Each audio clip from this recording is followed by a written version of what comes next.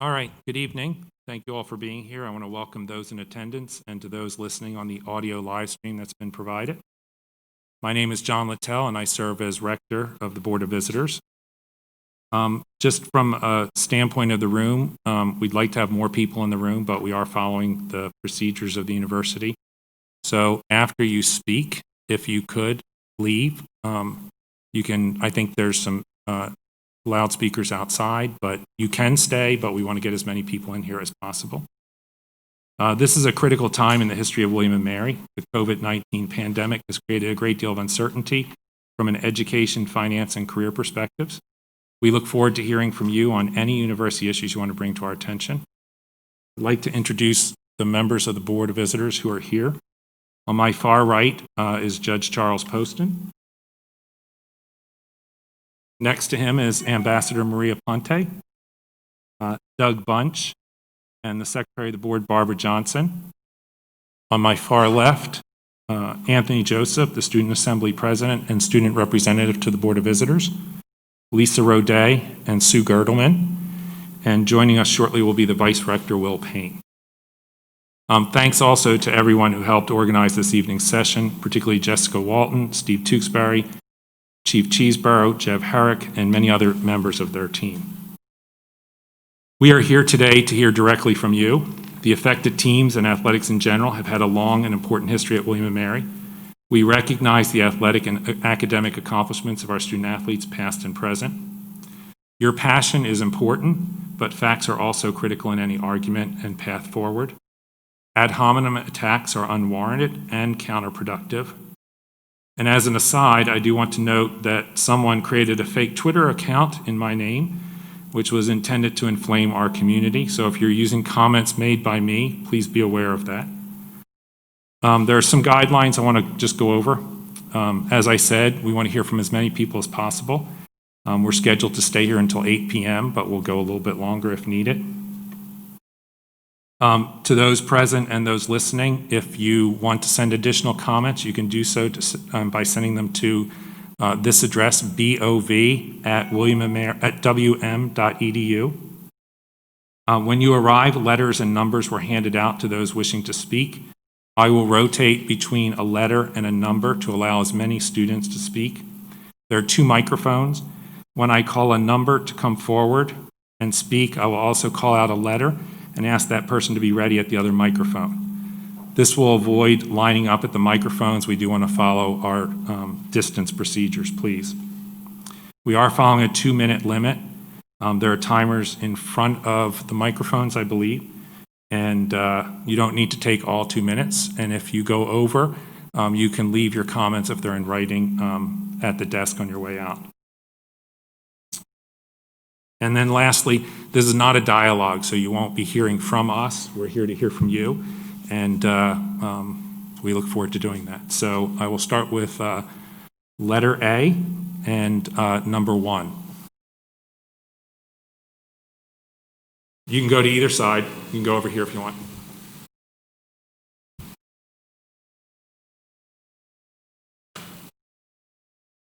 And of course, if you'd start by telling us your name and affiliation.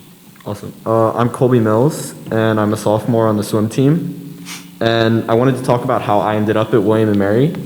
So before visiting campus, I didn't think I wanted to come here for like silly reasons, like it's only an hour away from Richmond, where I'm from. But as trite as it may sound, I knew that after leaving from my recruiting trip and meeting all my future teammates, this group has something special that nobody else has.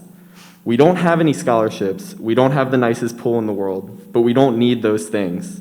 The swim team costs less per athlete than any other sport at William & Mary, and with 8 CAA championships since 2015, we don't need much help either.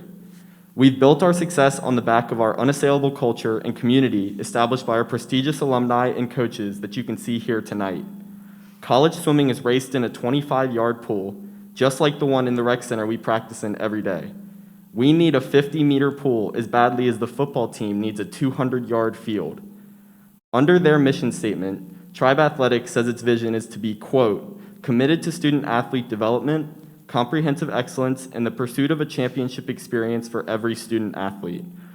Cutting the swim team neglects this mission and indicates that the athletic department is concerned with chasing pie-in-the-sky future profit that in all likelihood won't come to William & Mary Athletics. It's time for our athletic department to play to its strengths, and a sports team that costs as little as we do, with as much success as we've had, is not a weakness. So I stand here begging you, the Board of Visitors, to revisit the financial reports, speak to our alumni and my teammates, and maybe even come visit a swim practice. If you can do these things and still think cutting us is the right move, then so be it.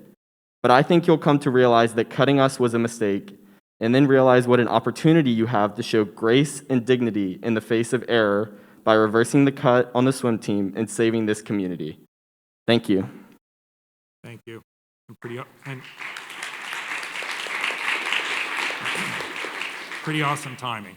And I would just say the clapping is going to take away from the number of people that we have. So I recognize that it's important, but thank you. So letter number B should show up now, please.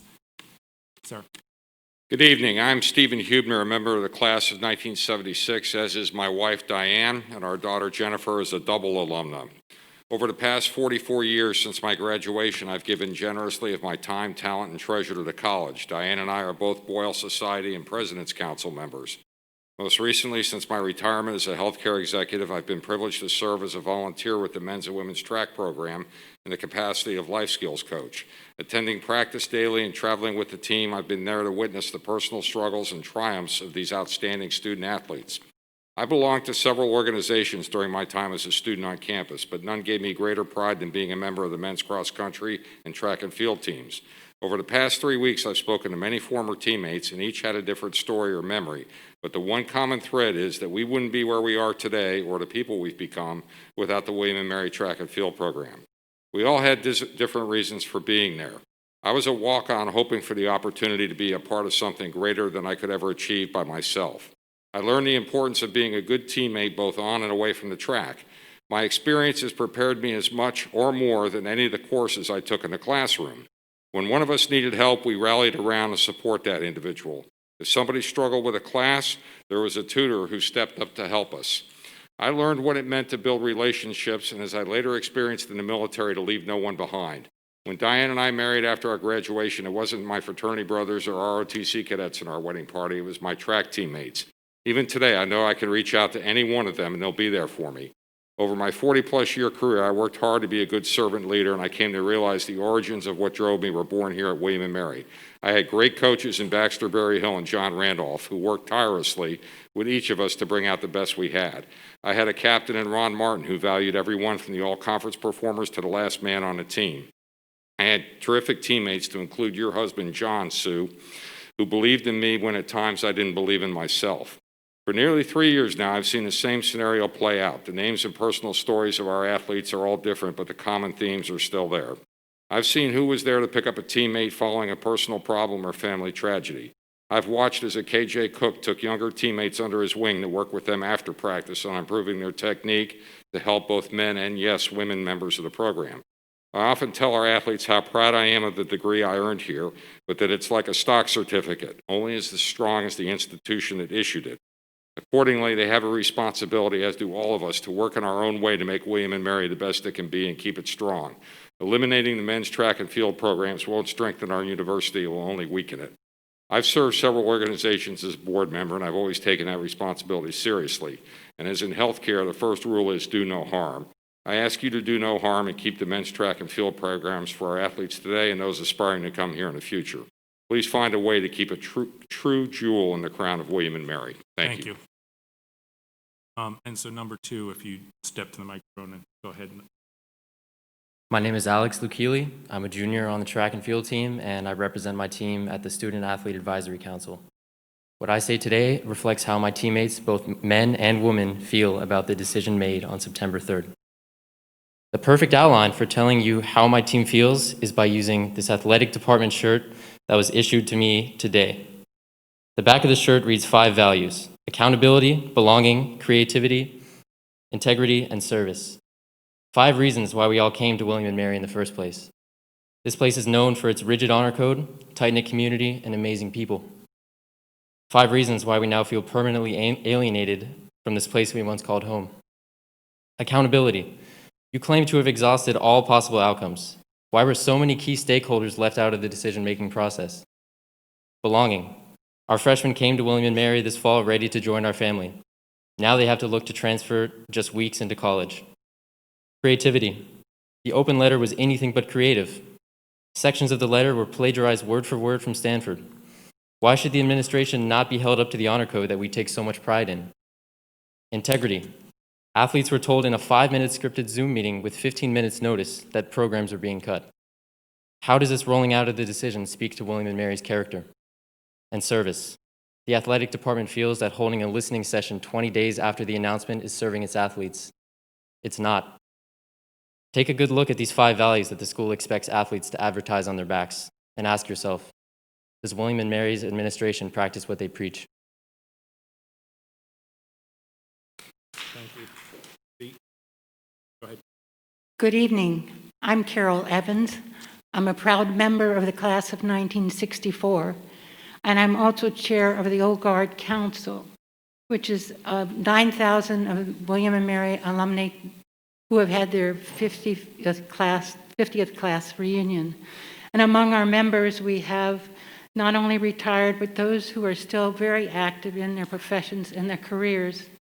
And I'm here to tell you about the comments I've received from Old Guard members about the naming and renaming initiative. While I can't speak for every Old Guard alum, I can tell you that this issue has really raised their concerns. I don't know how many Old Guard members submitted comments to the working group on their webpage. But what is extraordinary is that they chose to write to me emails, over 70 emails, close to 80, expressing their comments. Some were positive, but the overwhelming majority of these comments oppose any wholesale, across the board, name change for buildings and spaces on campus. The feeling is that our founders and our sustainers, the visible remembrances that we have of them, should stay in place. These individuals' efforts helped William & Mary survive. They enhanced her history, they enhanced her heritage, and without them, we would not have a William & Mary. Going forward, we ask just 3 things. Number 1, any renaming be done with due diligence. Number 2, with transparency. And number 3, with alumni involvement. Thank you very much. Go Tribe. Right, number 3. Go ahead. My name is Diego Cruzado. I am a current William & Mary student athlete on the men's swim team. I'm here today to speak to you all about the recent cutting of 7 varsity sports and the turmoil that it has caused this campus. I believe that this decision has not only undermined, disrespected, and humiliated the student athletes and coaches affected, but has also completely devalued and obliterated the prestige and meaning that is attached to William & Mary. If you ask any member of the affected teams why they chose this school, their immediate response would be family. It is an aura you feel the moment you step foot on this campus. You feel an instant connection to the school and beaming pride to be able to call it your home. This team has no incentive that pulls its past, present, and future athletes to come to the school, other than a promise that we will put 100% effort into making each other better students, better athletes, and better people. If you believe that this issue is in any way related to financial burden of this swim team, you are sorely mistaken. This program does not need a new pool, it does not need any scholarships, and it does not need the 0.62% of the annual athletic department budget to accomplish what we have. We train as a tribe, we compete for the tribe, and we succeed proudly under the tribe family name. I highly urge you to reconsider your decision to cut these sports teams and strip my beloved school of our historic and future success that these teams can and have guaranteed. We are one tribe, one family. Do not let this school's motto become an empty promise. Thank you. Before you start the clock, Rich Williams, class of 98, MBA 2004, and head coach of the Club Tribe Masters swim team. And excuse me, D, if you go ahead. Go ahead. Okay. Sure. The athletic department has placed its focus on the big three sports. The operating losses for these teams since 2017 have grown by 80%. Football's losses have risen to $1.7 million annually. Men's basketball losses are up 268%. The athletic department has added $3.7 million in debt, while the student fee burden supporting the athletic department has increased by almost $1 million annually, all since 2017. We have been told that our financial troubles are structural and exacerbated by COVID. The data show that these are new problems that correspond to ineffective revenue generation and extravagant spending. The problem is managerial, not structural. And those numbers predate COVID. It's not because of COVID. The same people who are incapable of announcing these cuts without using Stanford's work product are now asking us to believe that they engaged in a careful work process, closely considering William & Mary's unique circumstances. Unfortunately, their plagiarism makes clear that they did not. It diminishes all of us. It diminishes all of us. It makes it impossible to trust their work or their conclusions. The people at the heart of this decision did not attend William & Mary, and I fear they have not internalized what is special about our school. Yet they have now taken it upon themselves to shrink our family and to change our culture forever. They are searching for national relevance without understanding that they already have it down in the rec center pool. As our Board of Visitors, you are stewards of an academic and athletic tradition, a code of ethics, and a community born in 1693. I ask you to look to the example of the athletes that now face elimination. If you approach this issue with the same integrity that they have shown, you will come to a better conclusion. The swim team has already raised enough money to fund itself with no cost to the athletic department for 5 years, 0 cost. They are poised to win more championships. Thank you. Let them swim.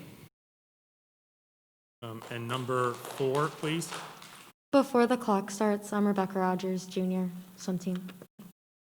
3 years ago today, I committed to the College of William & Mary to swim, and today I stand here asking you to reinstate my team.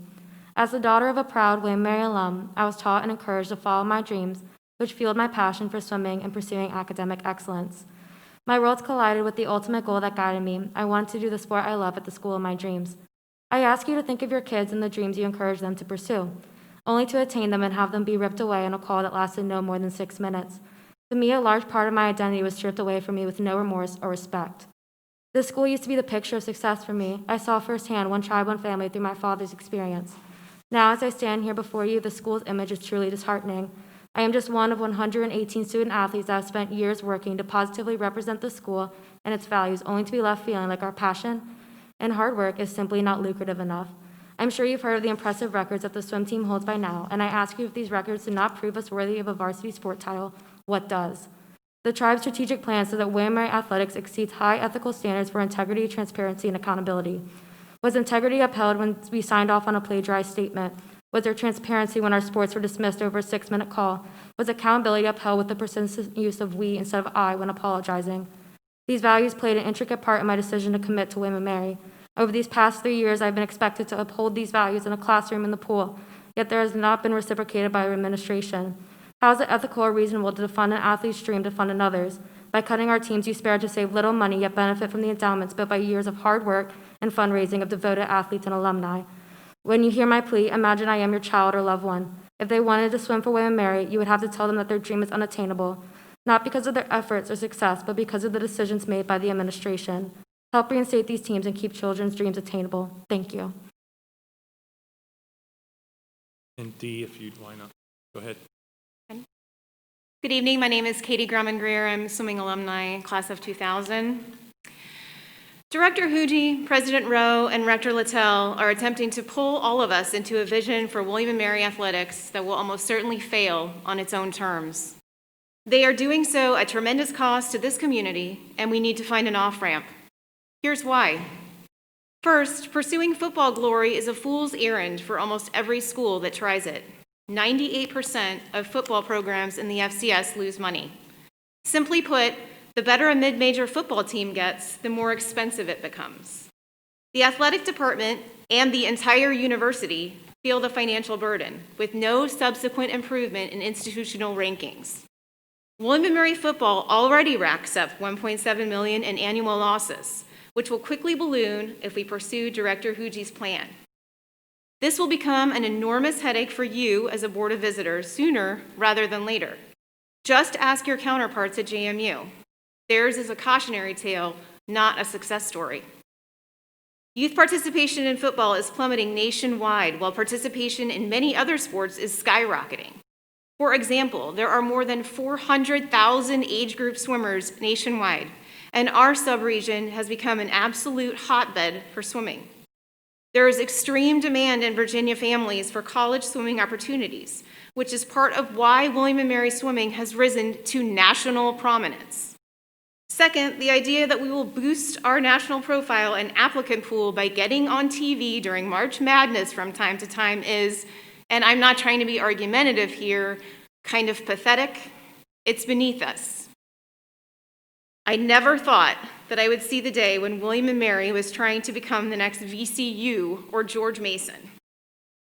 I cannot shake the sense that those who crafted this plan do not understand what makes William & Mary unique. They seem to be pursuing the vision of some other school in some other place, and frankly, in an earlier time. There is no wisdom in this plan. It is disconnected in important ways from reality. Please intervene and let common sense prevail. If you don't, I'm afraid it will be to our ruin. Thank you. Number 4, please. Go ahead. My name is Tara Tiernan, and I'm a current senior on the women's varsity swimming team here at the college. I want to address the true financial implications of the decision to cut the 7 varsity teams that was announced on September 3rd.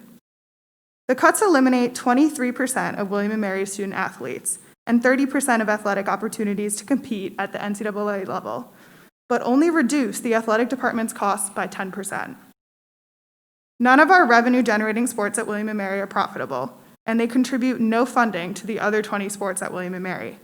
In fact, their combined operating expenses exceeded their revenues by $3.6 million in 2019. Additionally, the operating deficits from the 3 revenue sports have increased by 79%.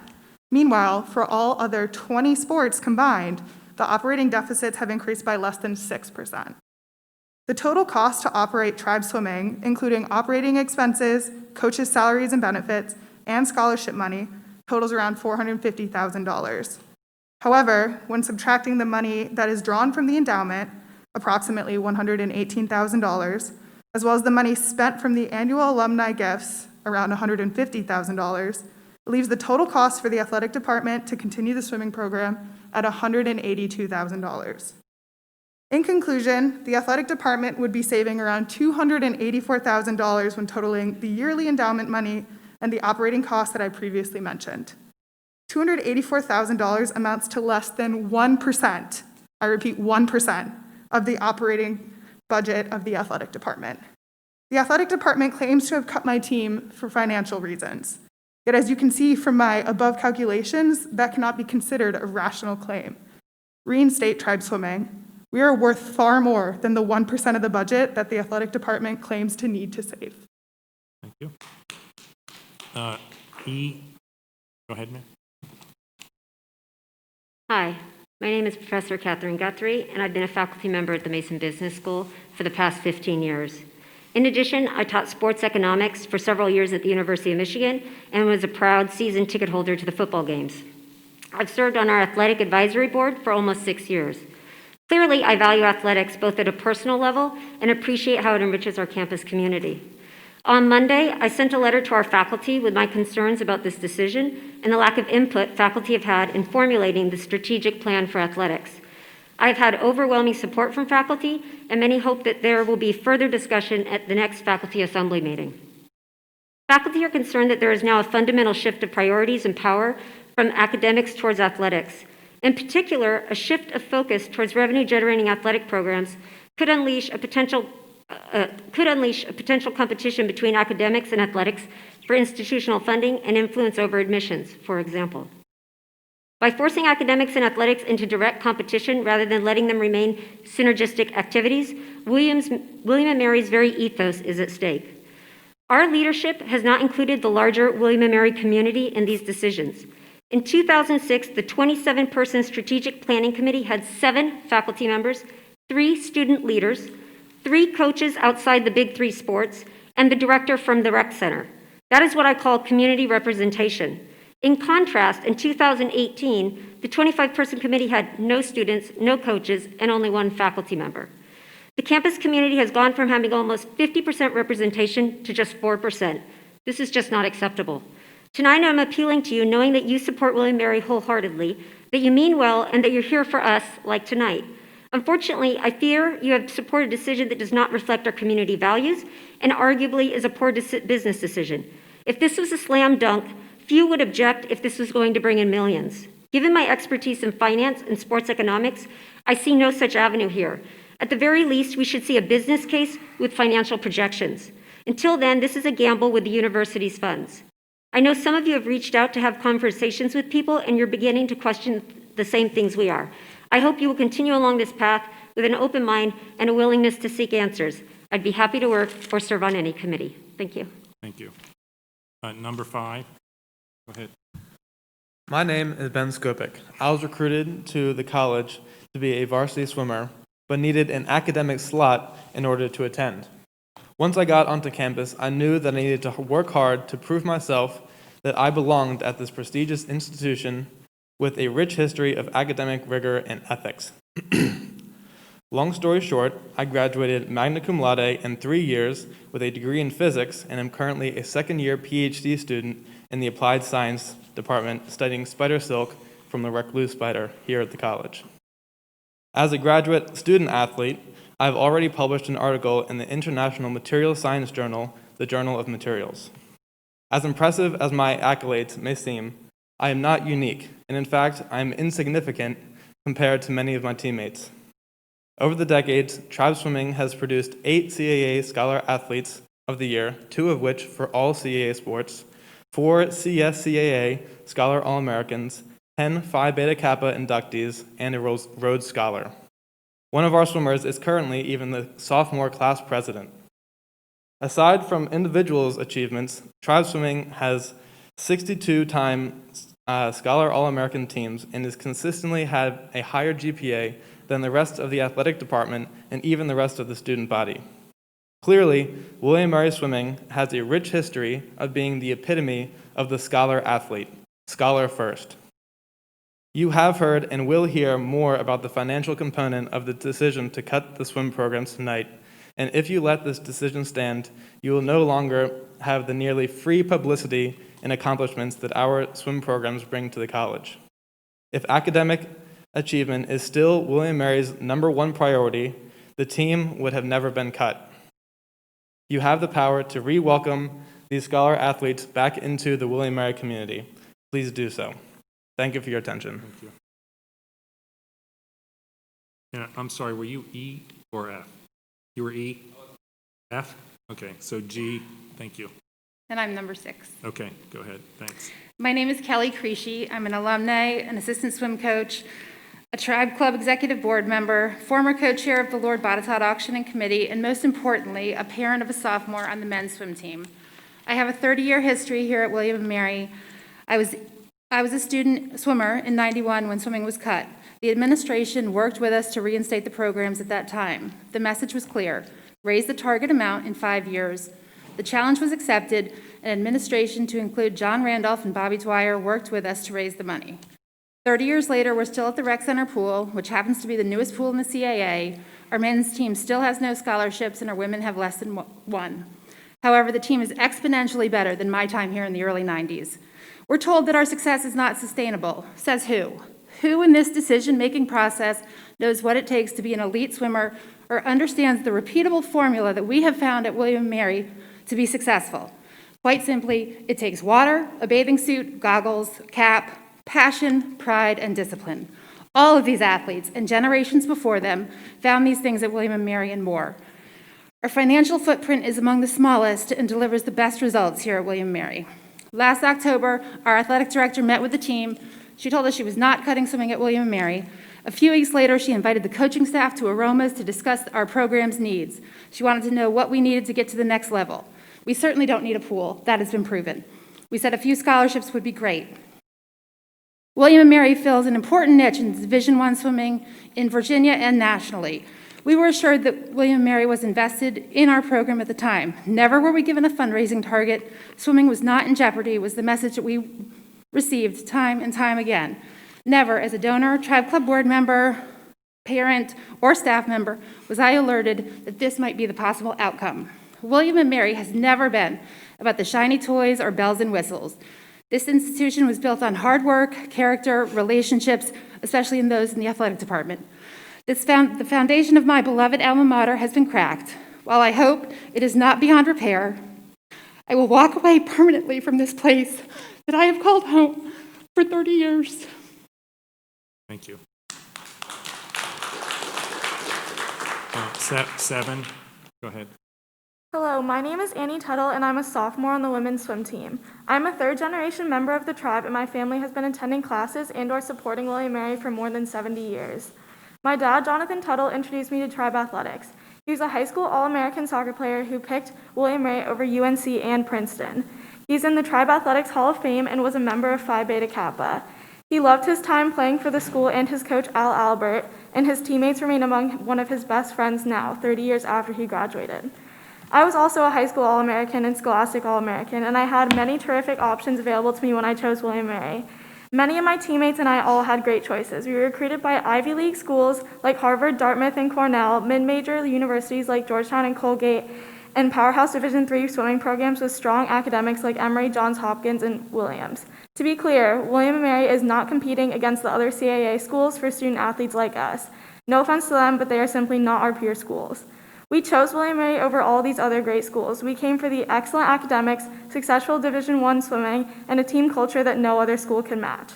While I'm heartbroken and angry about the decisions that this administration has made, I'm telling this story for a reason. The athletics department and the administration will tell you that the swim team needs scholarship money, more academic support personnel, a shiny new Olympic-sized pool to bring high-quality recruits to this program and to be successful. But our teammates and I chose William & Mary for completely different reasons. And as you already know, we have been incredibly successful in the classroom and Division I swimming. The fact that the administration is so focused on these so-called priorities just shows how little they actually care about or understand the sports they oversee and the athletes they supposedly serve. Please reinstate these teams. Thank you. H, and go ahead. My name is Colin Wright. I'm a recent graduate of William & Mary and Tribe Swim Team. I have nothing personal to gain by speaking to you today. I'm here because my community has everything to lose. The William & Mary swim team is the most successful it has ever been. We currently hold 14 of the 18 conference records. I was in contention for the national title at NCAA's, and one of our relays was ranked in the top 20 in the country.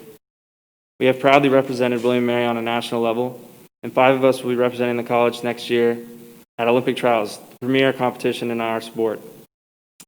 We have helped put William & Mary on the map, yet rather than appreciate or recognize us, the athletic department has slapped us in the face. A team that costs the school less than Samantha Hughey's salary. Never mind Ms. Hughey's lies that the teams would not be cut.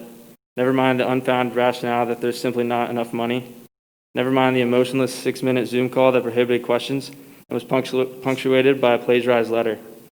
Never mind any of that. The question is simple. Is this how William & Mary rewards success? Is this how William & Mary values tradition? Is this how William & Mary treats the very individuals who unite to make it great? Students come to this school not for glitz and glamour, but for the ability to pursue their passions.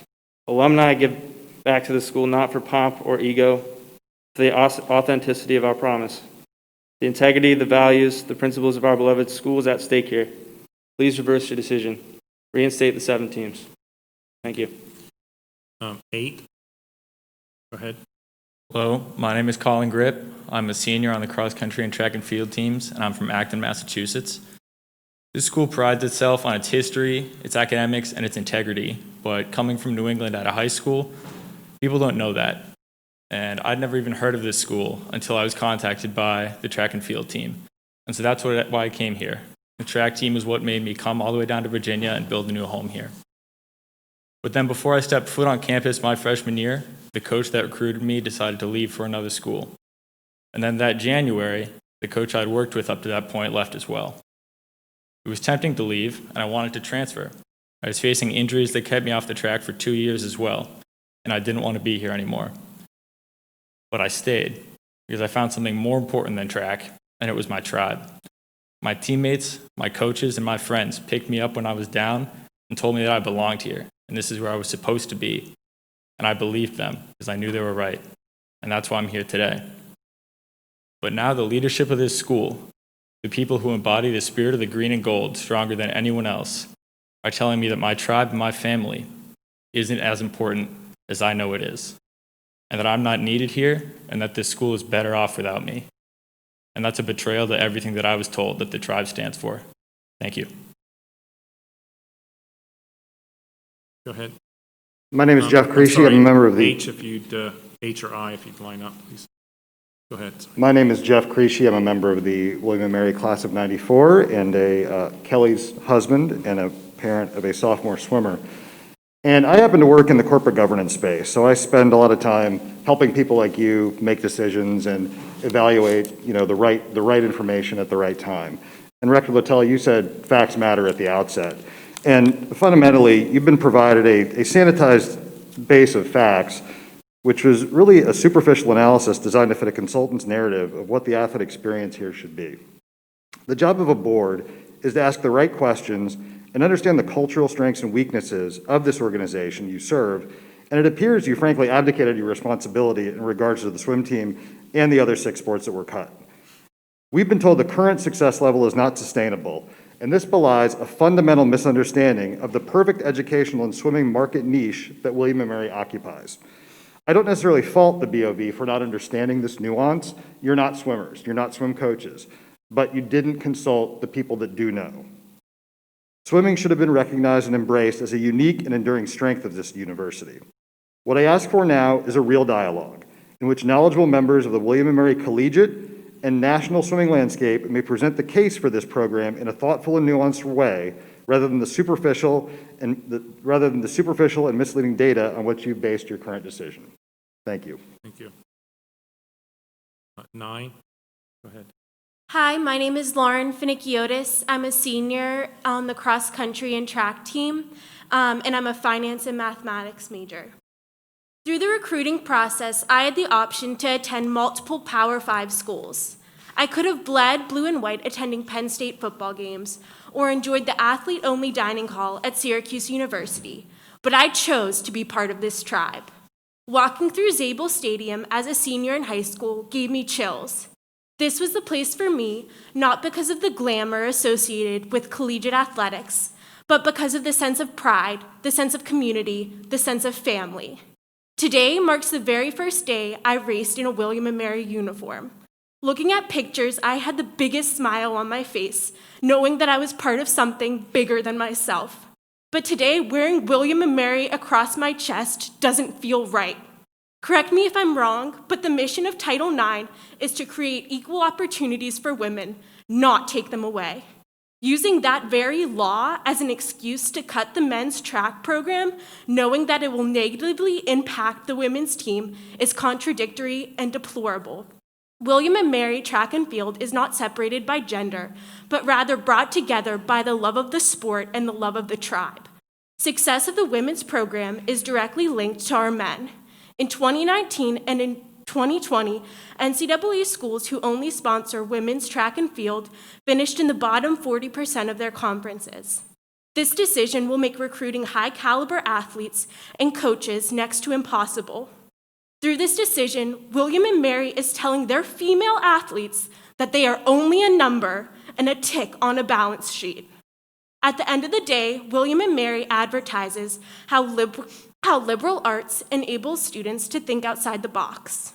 While there is an obvious problem with the business model that the athletic department is currently running, I challenge the Board of Visitors and President Rowe to embrace the values William & Mary preaches and to create a solution that brings the community together rather than alienating over 5,000 members of the William & Mary family. Thank you. 9 and J. I'm Debbie Wright, and I'm the parent of a recently graduated swimmer. Purging the championship William & Mary swim team does not alleviate the budget situation and actually causes more overall harm than good.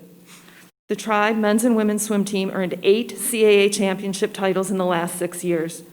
This team already has a national presence with the 4th fastest swimmer in the NCAA and 5 swimmers going to Olympic trials. This is a lot of proverbial bang for very little buck. The teams together cost the school less than $200,000 to operate, the rest funded by the endowment and annual contributions. The swim team makes very little demand on the general athletic budget. In fact, they have the lowest cost per athlete of any sport. They have demonstrated that scholarships are not required to make their program successful, and academically, with an average GPA higher than that of the overall student population, this team is not one that requires academic assistance from the athletic support staff. The strategic plan makes the false statement that the swim team needs a new pool in order to be successful.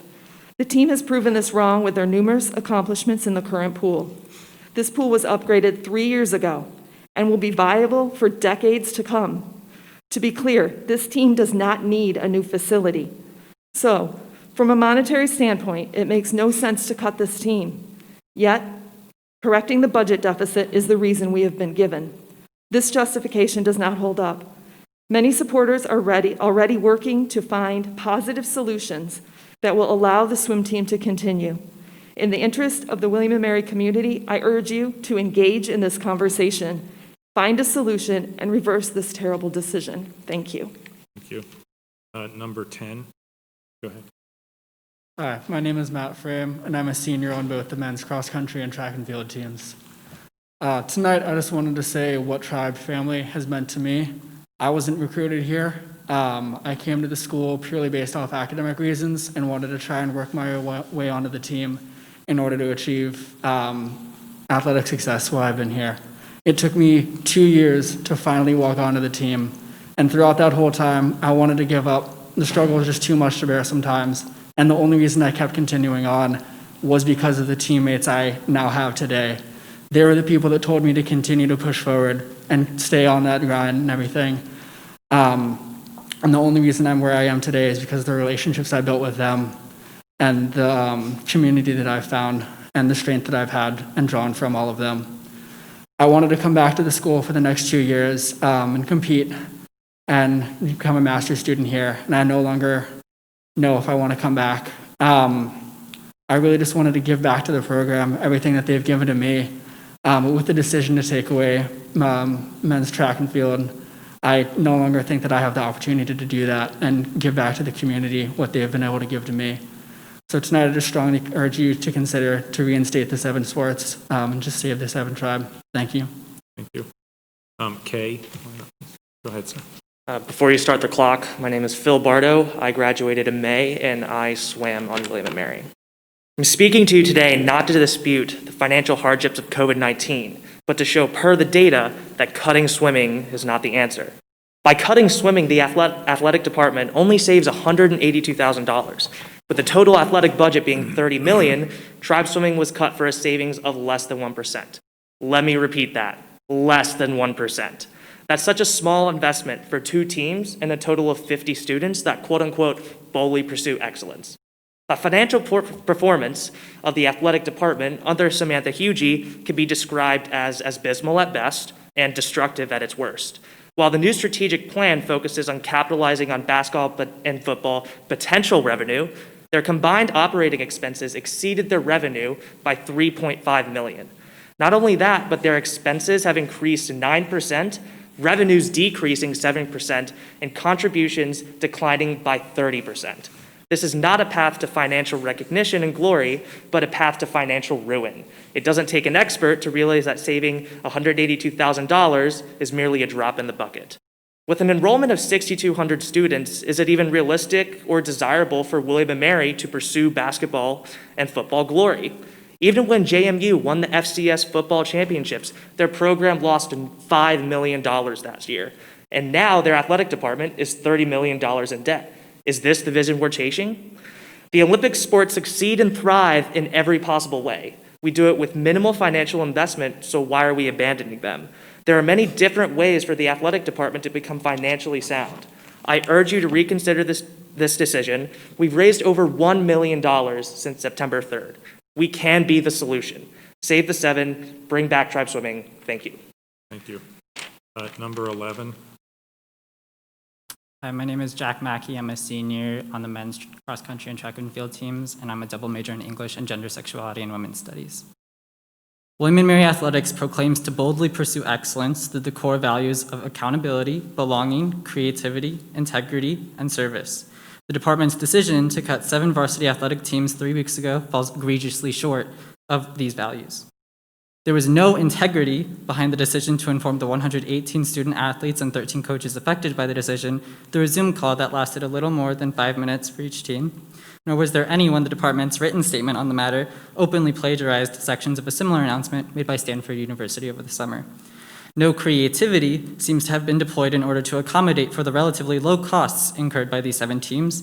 Instead, William & Mary has opted for a vision that conforms to normative attitudes about revenue-earning sports, seemingly lacking the imagination to boldly pursue excellence. This decision has been made only in the service of the athletic department's financial bottom line, one which completely neglected to involve the affected athletes in any kind of conversation about financial difficulties prior to teams being cut. And as much as athletic director Samantha Hughey writes about taking responsibility for this decision, she has neglected to openly discuss it with athletes until next week during a moderated Q&A nearly a month after the announcement was made. Perhaps most importantly, though, the sense of belonging within tribal athletics has been destroyed. Though I am leaving this school in the spring, I very much looked forward to seeing what my teammates were going to accomplish in the coming years. My teammates and I no longer have that opportunity here at William & Mary, and I no longer feel at home at Tribe Athletics. The Board of Visitors is uniquely positioned to stand in line with the 7 affected teams fighting to have this decision reversed. I implore you to do so. Thank you for your time. Thank you. All right, letter M. Go ahead. Good evening. My name is Margaret Williams, and I'm a 2020 graduate of the women's swim team. Like many of my teammates, I got into William & Mary on my own merit. I graduated the college summa cum laude with a double major in biology and kinesiology and already accepted into grad school. Though I'm not here to talk to you today about my team's academic accomplishments, as that has already been touched on, I'm here to highlight the importance of both swimming as a whole and to the Williamsburg community. I can personally speak to this topic as I am a Williamsburg native. I have lived here since I was 5, and I grew up watching tribe athletics. Swimming is the up-and-coming sport in Williamsburg. The Summer Swim League consists of 20 neighborhood teams with over 1,600 swimmers. Many neighborhood teams rely on tribe swimmers to coach them. I know growing up, many tribe swimmers were my coaches, and my interactions with them was one of the things that led me to go to school here. And swimming is not only popular in the summer, it is popular year-round. Williamsburg feeds into 3 club teams primarily in 757 Swim, Williamsburg Aquatic Club, and Coast Guard Blue Dolphins.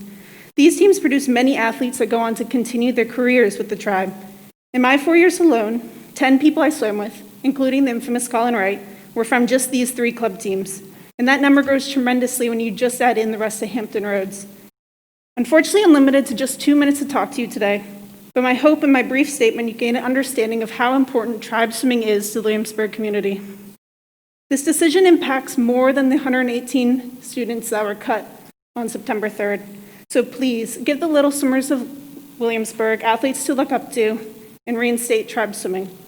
Who knows, maybe one day they will represent the tribe like I did. Thank you. Thank you. Number 12. Hello, my name is Spencer Sy. I'm a senior on the men's track and field team. Many of you don't know me. I'm actually sure you don't.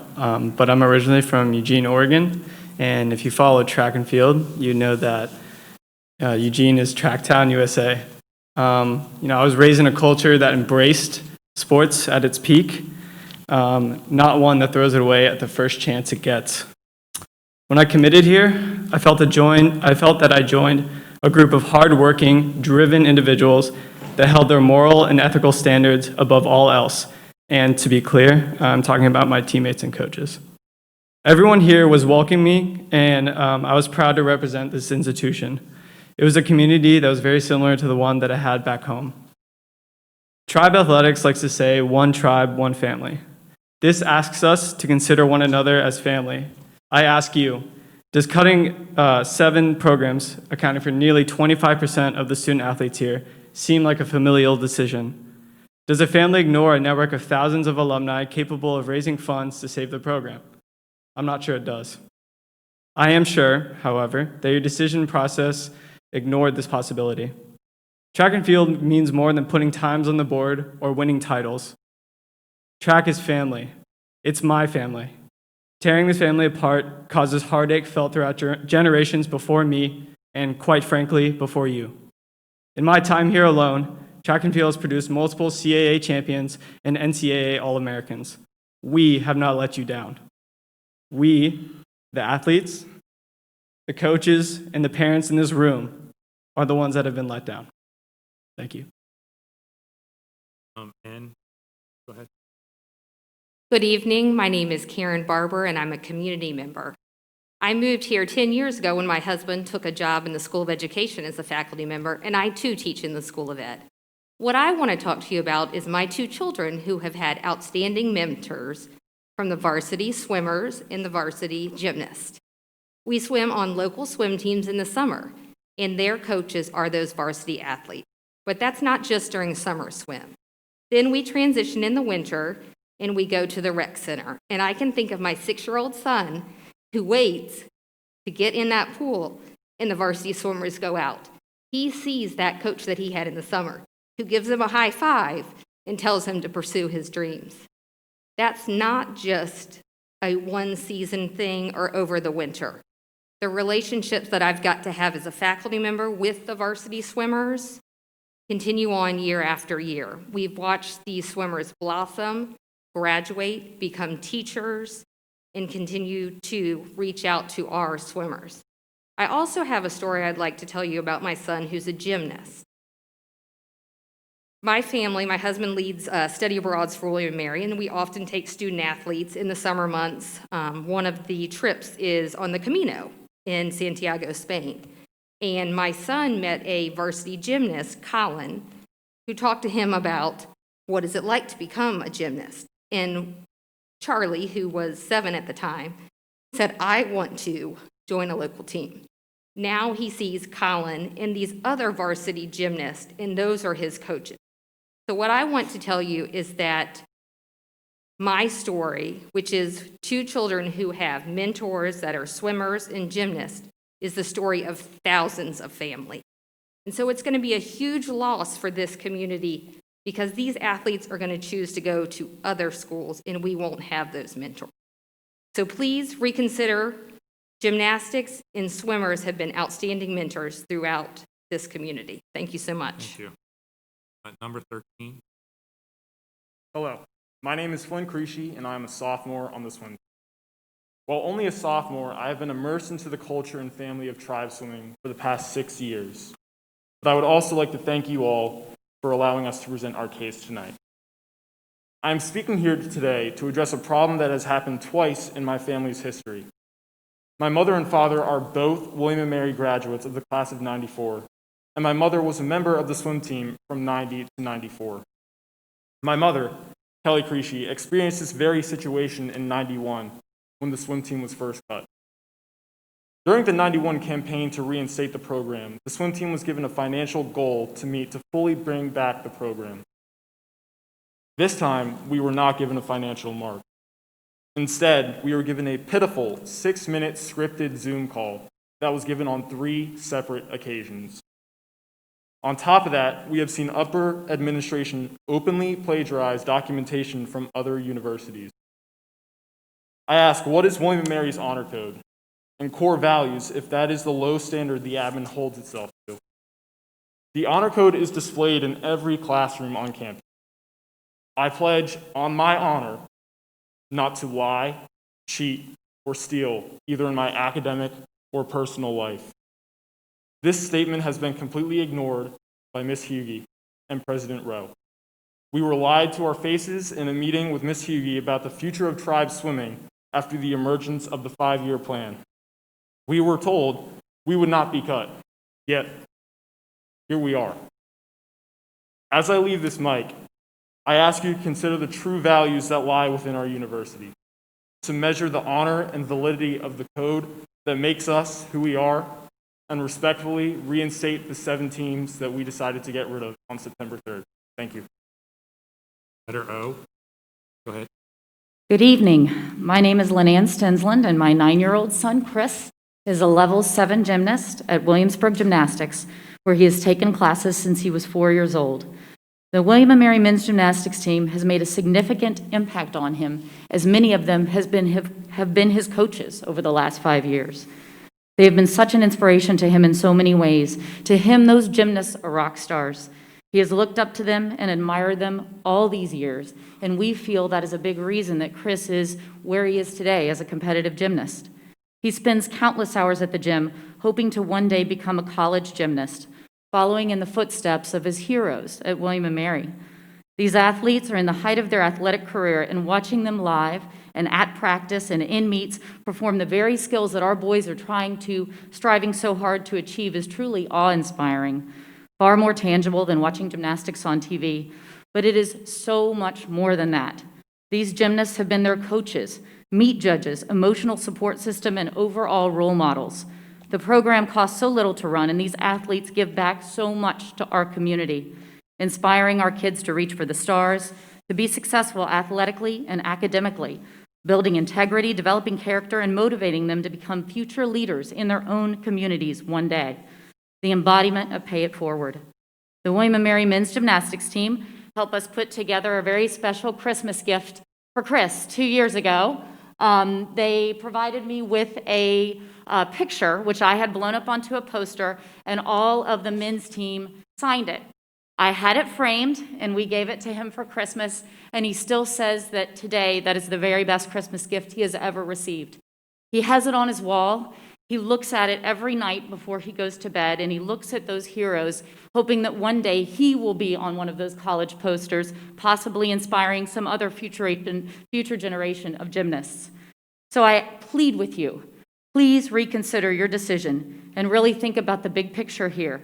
Have compassion for the impact that cutting this program will have on our community and on our children. Bring back tribe gymnastics. Thank you. Thank you. Number 14, please. We think about swimming as just a sport, but we should consider the kind of people that the swim team brings into this school and the kind of impact that these people make in the larger community upon arrival. My name is Tess Rona.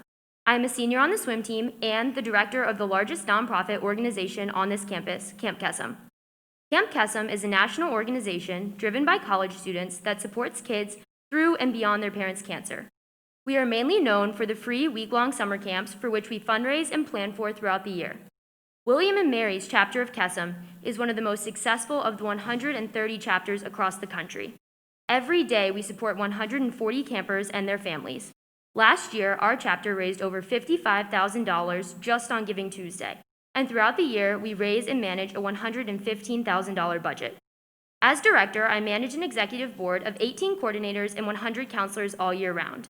And I'm telling you all of this because if it were not for the swim team, I would have never found Kesem. From the moment Kesem was founded on this campus in 2013, tribe swimmers have been an essential part of this organization. Every year, we've had swimmers serve as counselors and in leadership positions, and every year they encourage more teammates to join the Kesem family. Our swimmers have been passionate about helping these children and their families through the toughest times in their lives, and our coaches have encouraged and supported this service from the beginning. The swimmers who introduced me to Kesem and encouraged me to join are some of the most compassionate and giving people that I've ever known. And the common thread here is that tribe swimming brought us all to this school. If our community loses the swim team, it doesn't just lose a group of athletes because our team's impact is not just confined to the pool. Instead, it loses a group of compassionate and dedicated individuals who make a tangible difference in the lives of those within the larger Williamsburg community. Please reinstate the swim team.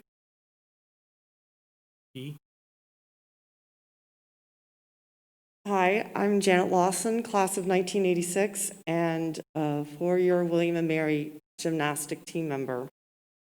I was a walk-on and an in-state member, also a former colleague at AmeriGroup with you, John Littell. In 1983, the women's gymnastics team won a national championship at William & Mary, a rarity. For us, it wasn't about the wins, it was about our ripple effect on each other day to day in the gym, on the road, at meets, and in life. William & Mary to me was a step above and a unique from other institutions. The university brand was distinctive, rich with traditions, not succumbing to external noise to keep up with the Joneses, humble and classy. My fellow students and tribe athletes were all that and more. A larger quantity of student athletes on our campus, not a reduction, expands a healthier student mix, elevates alumni loyalty and event attendance, and of course strengthens financial donations. Cutting out opportunities for student athletes amputates a college experience, a life skill development of discipline, and an opportunity to strive as both athlete and student, and diminishes alumni loyalty.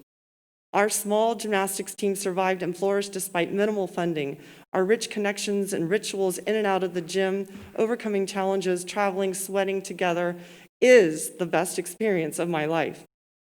The level of dedication and discipline in my DNA from being a college athlete has commanded respect with hiring companies, my career interactions, and personal self-worth. I can tell you endless experiences of values of intercollegiate athletics at William & Mary, but not in 2 minutes. I will tell you that still today, 38 years later, these relationships continue to unfold and blossom into magical intersections with pro-athletes, making positive differences for the tribe and for society. That is our ripple effect. What is yours? Please, let's find other options here. 15.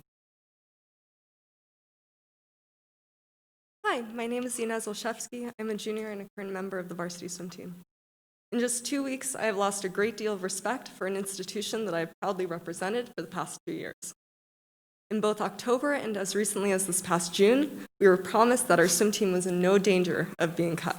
When we were eliminated, we were read a script through a screen and given no time for questions.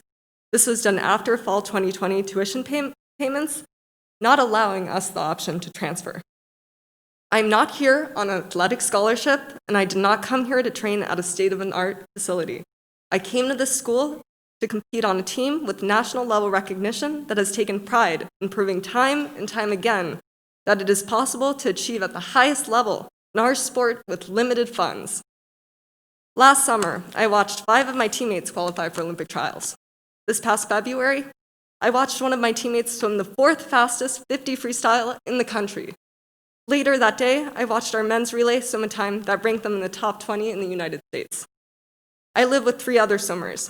All of them are provost, one is a Monroe Scholar, and another graduated early to begin his PhD in applied sciences. This is the swim team that has been eliminated to save 1% of the total athletic department budget.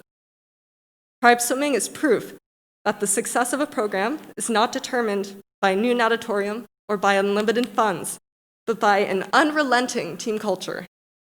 I feel neglected as an athlete by my athletic department, and as a student, I'm disappointed in my school. My team will always be my family, but I now hesitate to call this place my home. Thank you. Q.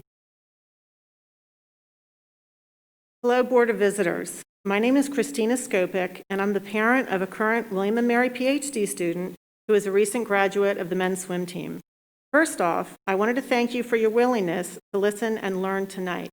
I have faith in your good intentions that this is not just an empty exercise for public relations purposes, but the start of a meaningful engagement to find an alternative solution for a sustainable athletic department. I have one main point that I want to address tonight, and that is the stated goal of the athletic department to provide the student athletes with an improved experience. Depending on which document you read, this is also referred to as a championship experience, or a Division I experience, or a fulfilling student-athlete experience. These, quote, experiences are defined by ratios of support staff per athlete and expenditure per athlete and the quality of the facilities. When you try to quantify an experience in this way, it makes it easy to claim success or improvement by simply eliminating 118 athletes to lower these ratios. I'm here to tell you that the swim team already provides a fulfilling Division I championship experience. They already have what they need without a fancy facility and without scholarships and without the highest expenditure per athlete and without the same support staff per athlete ratio of other CAA schools. Those things have nothing to do with it. And I know this because they win championships year after year after year. And frankly, the failure of the school to capitalize on the swim team's utter dominance over the past 6 years has been a missed opportunity of historic proportions. The mere fact that the team has been able to raise over $1 million since these cuts were announced lays bare this embarrassing failure. Rather than cutting the team that already accomplishes so much with so little, you should be not only celebrating them, but asking them, how did they do it? I urge you to engage this resource, learn from their success, and reverse these cuts. Thank you. 16. Hello, my name is Noah Fields. I'm a sophomore on the men's swim team. I'm also a Williamsburg native that wanted to escape this town. However, I was drawn in by the fact that I could contribute to the wildly competitive and successful swim team while still being able to attend the highest caliber school I was accepted into. Even though I'm still in Williamsburg, it surprised me how much this school felt like home and how much this team felt like family. Now I feel betrayed by my hometown. We were told twice that our team was safe, that we weren't getting cut. Now we are cut in the grounds that we are expensive and not nationally competitive, among other ridiculous reasons. You say COVID caused the budget to tighten up. Fortunately, Governor Northam said yesterday that he can save you $33.7 million due to debt restructuring. Hopefully some of this money can go to saving the teams. Given the opportunity, though, we are willing to self-fund to cost the college $0 if it'll save this team. The women's and men's swim teams are also some of the most competitive teams on this campus. In the last 5 years, William & Mary Swim accounted for 7 conference titles. 1 out of every 3 titles William & Mary has won in the last 5 years is from swimming. We only cost $182,000, though, which is less than 1% of the athletic budget. Please reconsider the decision to cut this team. We are competitive and easy to financially maintain. It is a no-brainer. Thank you. Thank you. Mark? Hi, I'm Rick Davenport. I'm the father of a freshman swimmer. I appreciate the opportunity to address the board, and I particularly, after sitting here and listening to the students, want to thank them. They are amazing, and what you have said is exactly the reason I want my daughter here, swimming with you and being with you. The reason I'm here today, though, is because I see an amazing opportunity. Maybe once in a lifetime opportunity for this whole group. Maybe it's why we're here together today. It's fate. Together, I think we can re-examine the problems. I think a lot has changed over the past time. Maybe assumptions were wrong. Maybe we can create new solutions. We can find a way to invest in these children. This is amazing what they have put forth today. And the amount of money that we're talking is highly solvable, and you know it. Our efforts can teach an entire generation. Think of the impact that these kids can have on their community going forward if we demonstrate to them what it's like to lead in a crisis. And we involve them. They are capable. Their potential is unlimited, and it should be easy to see. The other thing that I recognized when I was waiting in line, and I was thinking about the amount of money that was spent on consultants, the free brain power of this entire community, I don't even know how you put a price on it to solve the problems that could happen. Through this effort, I think the issues that led us here will be addressed and they'll be solved. For now, I just say keep it simple. Find a way to roll up your sleeves, work with these folks, reinstate these teams, secure the coaches, give them hope, engage the tribe. They will not let you down. Build a future. For swimming, it's not like the pool gets less expensive right? And I think this can be the most rewarding experience of all of our lives, of your lives in particular. You can do it, and we can help. Thank you. 17. Good evening. My name is Gavin Lamrell. I am, or was, a freshman on the men's William & Mary swim team. I'm here speaking tonight on the behalf of the William & Mary swim program, as well as the other programs that were unjustly terminated. I will be particularly focusing on the splendid 6-minute teleprompted Zoom, which conveniently occurred a little over 2 weeks after tuition and fees were due to the school. Quote, as we prepared to announce the very difficult decision to terminate 7 varsity programs, we consulted with professional colleagues and peers at several institutions, including Stanford University. This leads me to believe that 118 student athletes who were affected by this decision could have been informed a little bit earlier. This would have helped us athletes avoid financial complications on top of the athletic complications you all so gracefully gifted us. But I get it, you want our money, so that's all right. I also quote, above all, the goal was to convey respect to those most directly affected. I do not feel respected. I feel degraded. Boldly pursuing excellence. Does that mean anything, or did we steal that from Stanford too? Unfortunately, I will keep my speech short and sweet, much like Samantha Hughey's 6-minute Zoom, as I know there are many other people who want to give y'all a piece of their mind. Thank you. Barr. Hello, my name is Cindy Walker, and I appreciate the opportunity to speak with you tonight. In full transparency, I'm wearing multiple hats tonight. I am the wife of a men's gymnastics alumni who was a team captain for 2 years and the 1992 ECAC all-around champion. He returned after graduation as the assistant coach for the men's gymnastics team, where he earned the honor of Assistant Coach of the Year for the ECAC in 2008 and 2011, as well as being selected the Assistant Coach of the Year for the NCAA 2006, 2008, and 2014 years, while representing William & Mary. We also own Williamsburg Gymnastics, which is the home training facility of the men's and women's gymnastics teams. I'm the mother of 4 children, ages 7 to 15. They have all participated in competitive gymnastics and swimming within our local community. All have been coached by William & Mary gymnasts, swimmers, and even track and field athletes from the college. Our children have grown up surrounded by these amazing young men and women. Through these interactions and experiences, our children have learned to dream big, work hard, and give back. When you take these programs away, you are effectively stealing a valuable resource. You steal a chance for our children to experience the gifts, talents, compassion, leadership, and friendships that they gain when working with these athletes. Our oldest is beginning her college search and has always wanted to go to William & Mary. She wanted to go where her father went, a place of strong academics to set her up for life, and a strong swim team to compete at the collegiate level and build the same type of bonds for life that her father did when he was at William & Mary. This is no longer an option.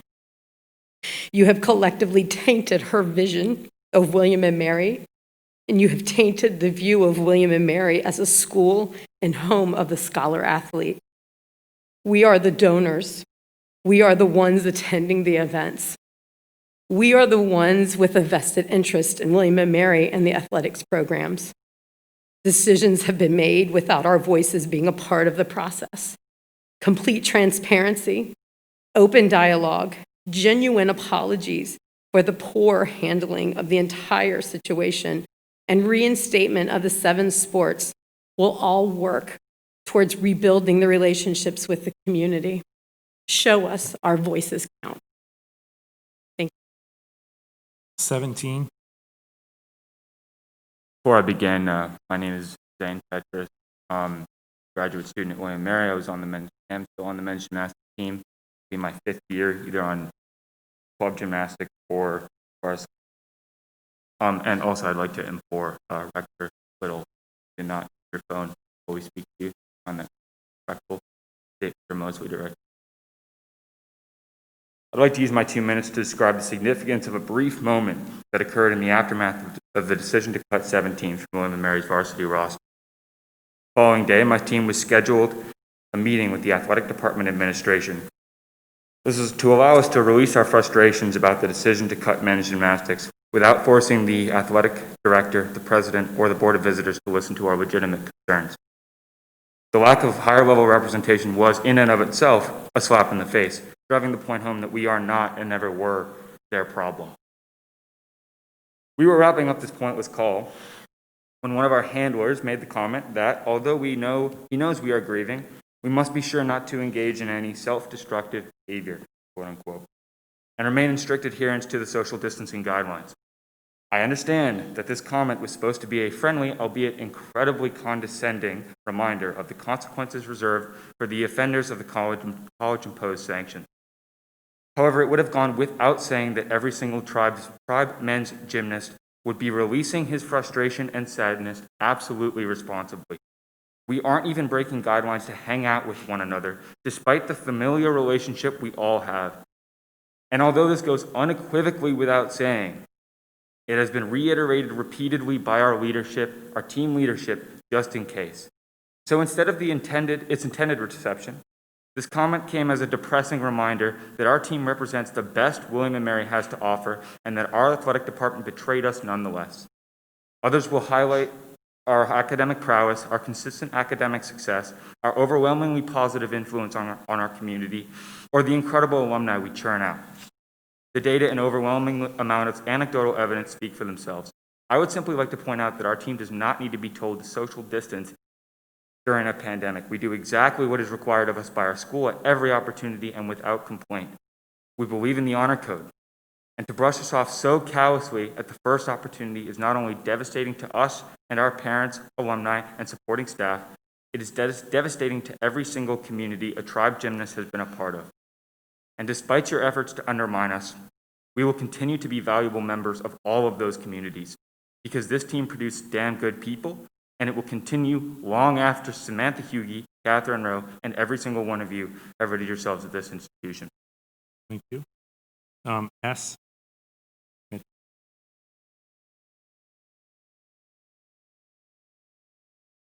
My name is Tracy Judd Lucas. My husband is a 1980 graduate of William & Mary, and he was a member of the baseball team at the college as a walk-on.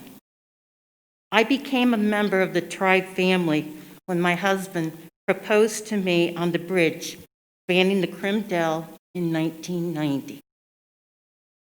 I'm going to give you an outsider's perspective, a Midwestern perspective, the perspective of a former swimmer who comes from a swimming family.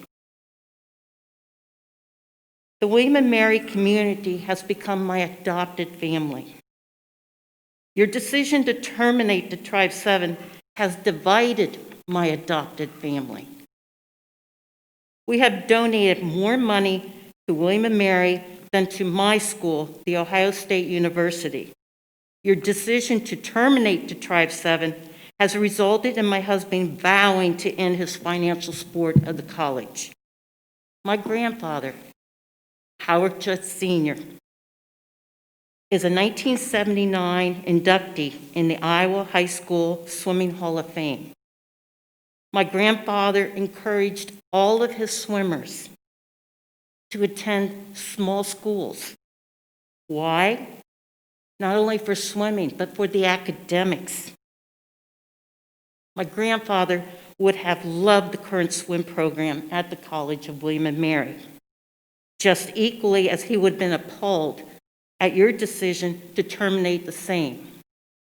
I ask each one of you, how many of you were a student athlete? Let's talk about swimmers. Swimming involves a commitment to your teammates, and the swimmer's bond is very tight. Pre-dawn swim practices cement it. When one swims, one forgets about everything and one focuses on every muscle in one's body. Swimming is a source of satisfaction and pride, And when my swimming days were over, I was a more confident individual. I was appreciative of the opportunity that I had been given, and I gave back. And William & Mary now has decided intercollegiate swimmers are no longer acceptable in their community. Respectfully, your decision to terminate the Tribe 7 is wrong. I ask you and I beg you, please, reconsider. They have so much to offer. Thank you. 8. Before I begin, my name is Christian Marsh. 19. My name is Christian Marsh, and I'm a junior on the men's gymnastics team. I'd like to begin by saying that I'm disappointed.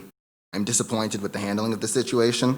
I'm disappointed in the complete mockery that has been made of our core values, and I am disgusted by the way William & Mary administration continues to disrespect me and my colleagues.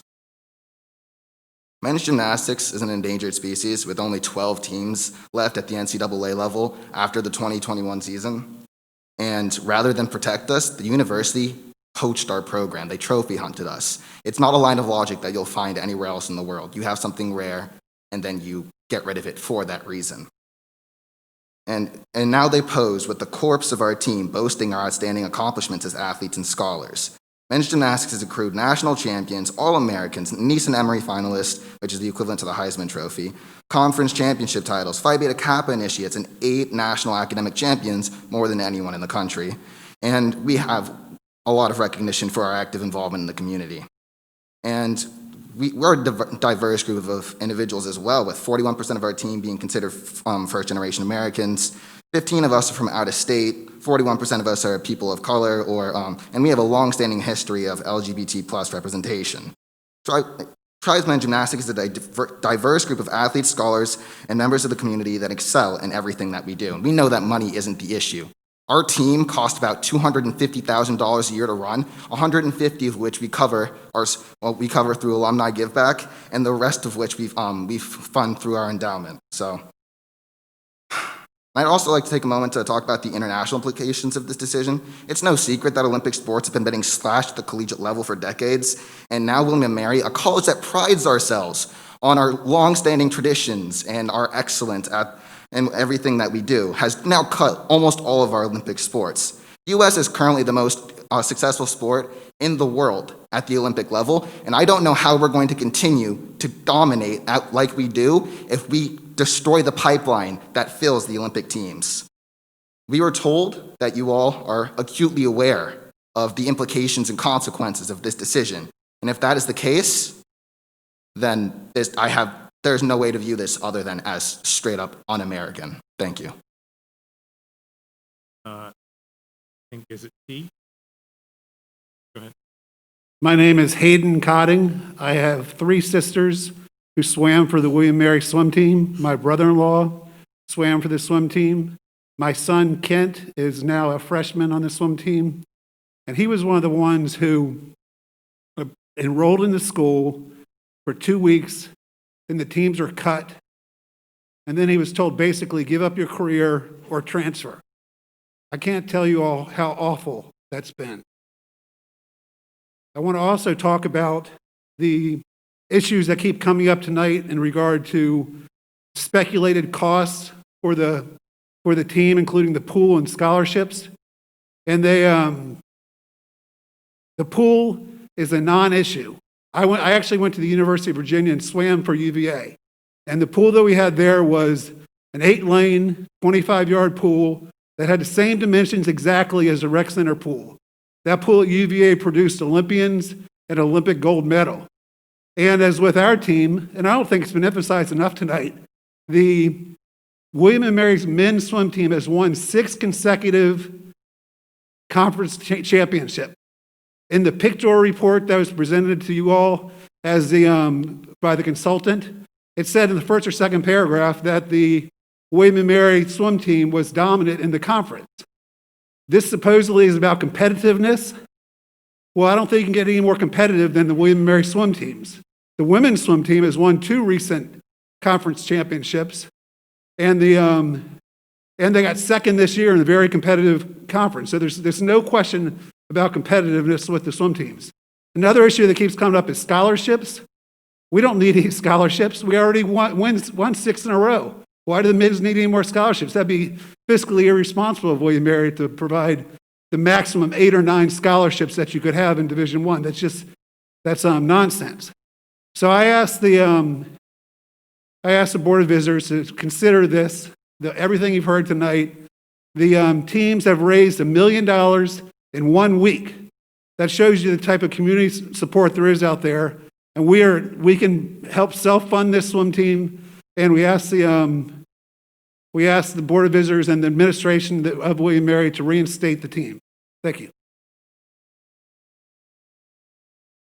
Hi, my name is Megan Bull, and I am a senior on William & Mary's women's swim team. Tonight, I want to talk about the ideas behind the For the Bold campaign.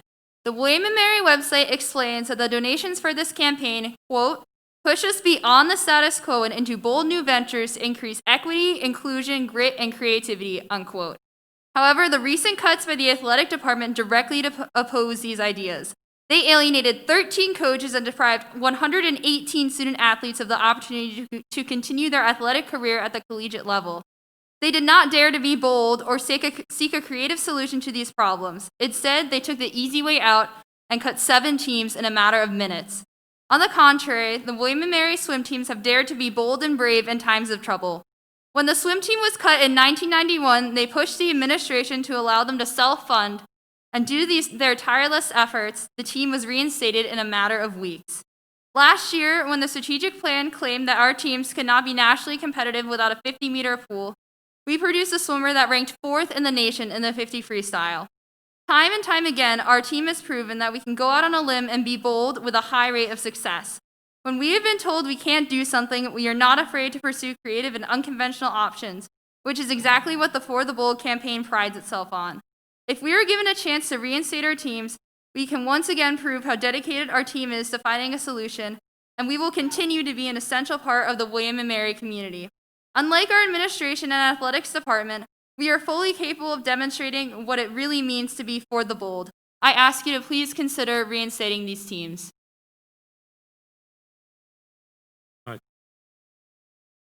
You.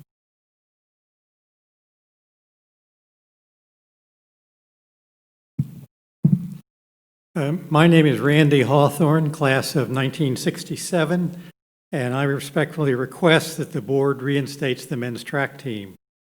The athletic department hired a consulting group about athletics, and they set several goals. One was academic excellence. Track is almost always an all-American academic team. They've had 17 Phi Beta Kappas, 2 Rhodes Scholars. Check that box. Competitive success. Track thinks at the national level, not the CAA level. Indoors, track has sent athletes to the NCAA championships 23 years and have 20 All-Americans. They have 2 NCAA individual champions. Outdoors, they've sent athletes to the NCAA championships 40 years and have 33 All-Americans. They sent, and an Olympian. They sent 3 athletes to the NCAA championships in 2019. And they're the 3rd most diversified team at William & Mary. Check that box twice.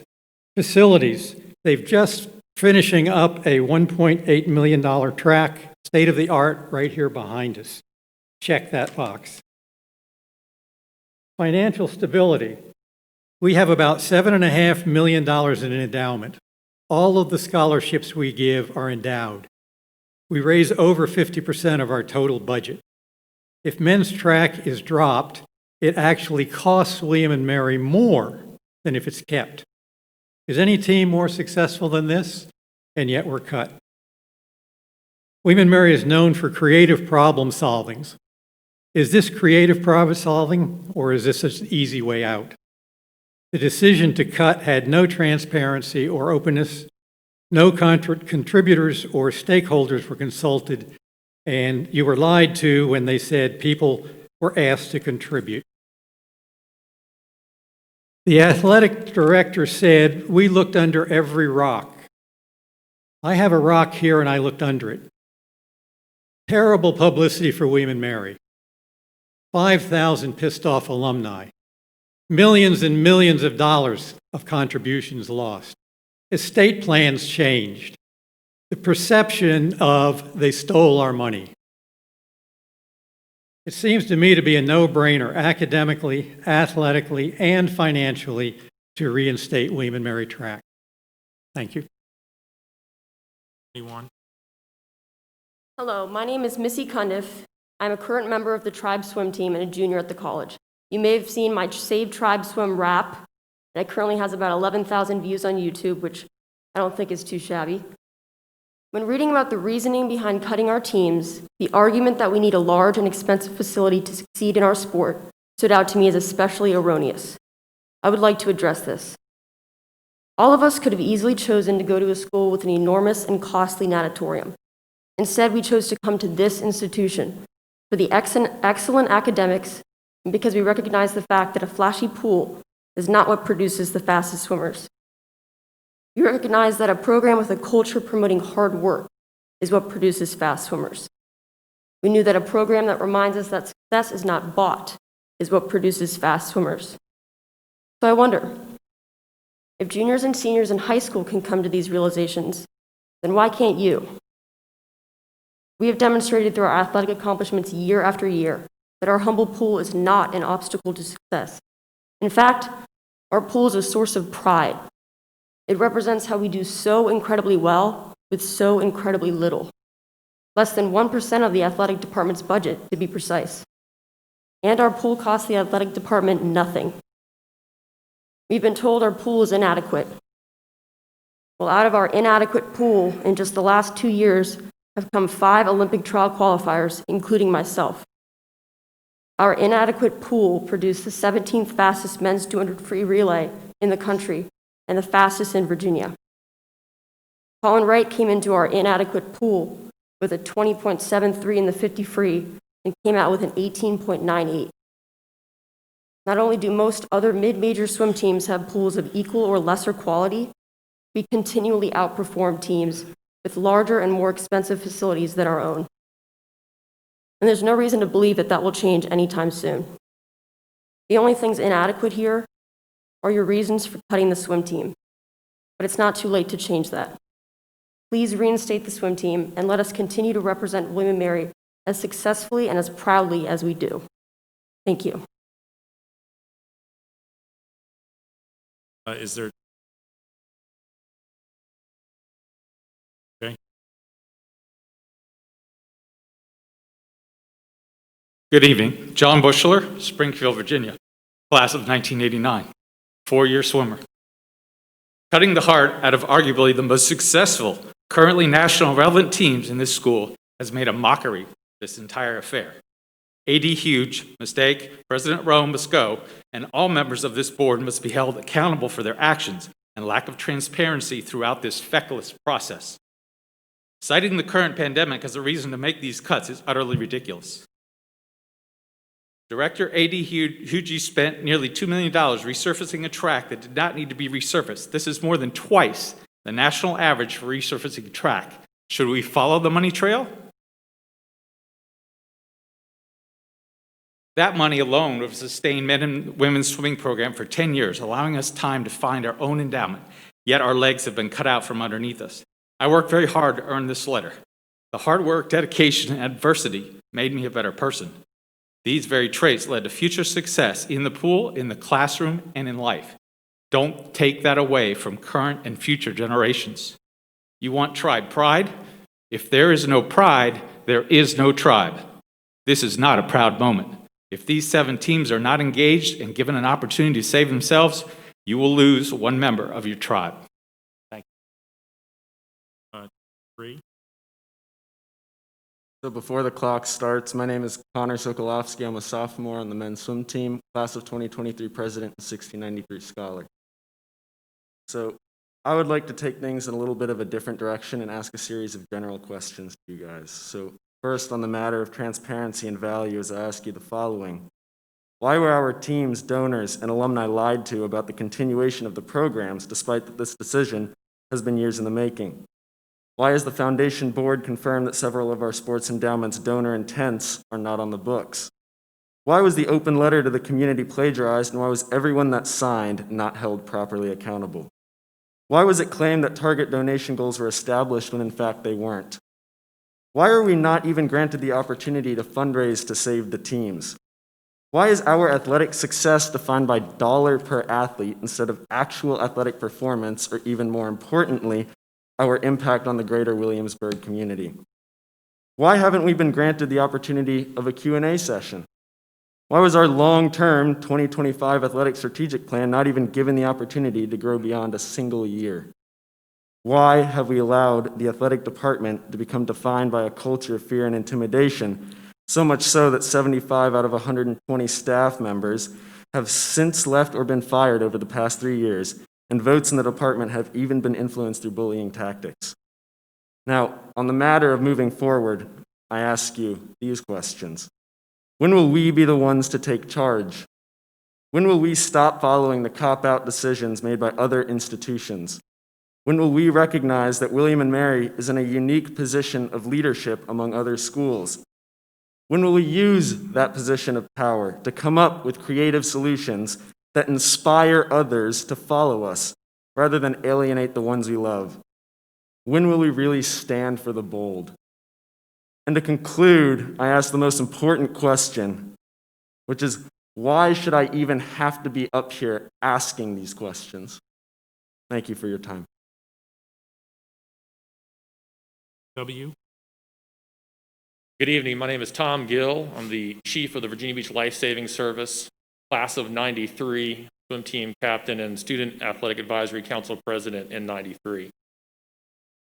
I am concerned for so many reasons, but number one, I've had the pleasure of having a number of the tribe swimmers and even some of the members of the track and field serve for us down at Virginia Beach. And they are an incredible group. But my larger concern, as you've heard, is how all these athletes go back into their communities and become the mentors and the role models and the swim teachers and coaches for thousands of children across the U.S.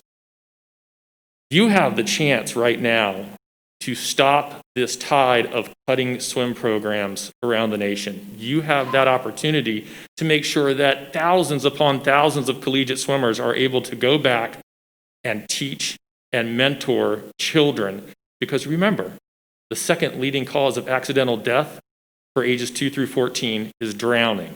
This is life and death.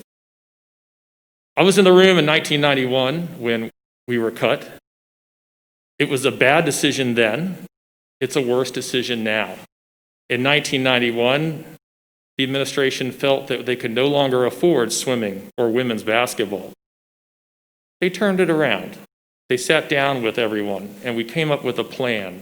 And I can tell you the first time the women's team won a conference championship, I shed a tear. And the first time the men's team won a championship, cried like a baby. It's been fantastic to watch these athletes grow and become better and serve their communities like we did. But I promise you, we were in this level that this team is now. You know, your job is not to micromanage the school. I understand that. You're the board of visitors. You've heard a lot about numbers and facilities and things that you have no business knowing about. But what you do have to understand is that the spirit, the integrity, and the honor of this institution is in your hands right now. It is damaged, but it is not irreparable. Thank you. Thank you. 24. My name is John O'Hara, and I'm a soft swimmer. I am here today to report 2 counts of identity theft. The first offense is the stolen identity of mine, my fellow student athlete, and decades of alumni. Ms. Hugie drastically altered all of our lives on September 3rd in a heartless, less than 7-minute Zoom call. We were left without an explanation and without a feeling of worth. The second offense is the lost identity of Tribe Athletic. This school and athletic department no longer resemble the program I committed to be a part of. Aren't we supposed to be one tribe, one family. Our published core values include accountability, belonging, achievement, and integrity.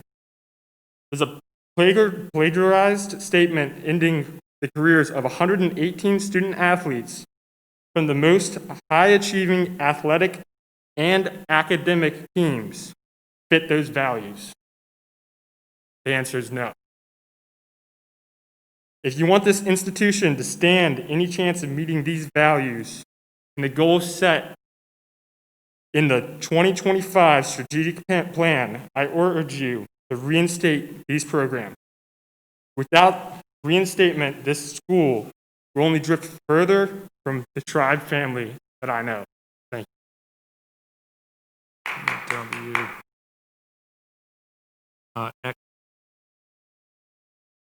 Good evening, Board of Visitors. The last time I saw you in person was at Charter Day, and I saw many of you on a Zoom call for Phi Beta Kappa. I'm Suzanne Hagedorn. For 22 years, I've been a faculty member of the English department, where I'm now director of the undergraduate program. I've served as director of medieval Renaissance studies. I have never been an athlete. I'm also corresponding secretary of Phi Beta Kappa and secretary to the Faculty of Arts and Sciences, but I speak on my own behalf, not those organizations. I am desperately concerned at the sidelining of faculty in the strategic planning process that led up to this decision to eliminate these sports. Ms. Samantha Huey was supposed to come to the Faculty of Arts and Sciences to report and discuss her strategic plan in March. She did not. That was supposed to be rescheduled, but in April, obviously COVID had struck, and we did not have a report from athletics in our Zoom meeting. We were not consulted. Only 2 faculty members served on that board. The strategic planner for athletics was not circulated to the faculty, and we were not asked for comment, because that does not reflect faculty views. We do not see ourselves as an NCAA or Big Ten powerhouse. That may be Samantha Huey's vision, but I think she needs to go back to Texas A&M. We are not A&M, we are William and Mary, and we are better than that. I don't think she really understands the college. I have been here 22 years. That's longer than she's been here, President Rowe has been here, and President Agoras combined, twice as long.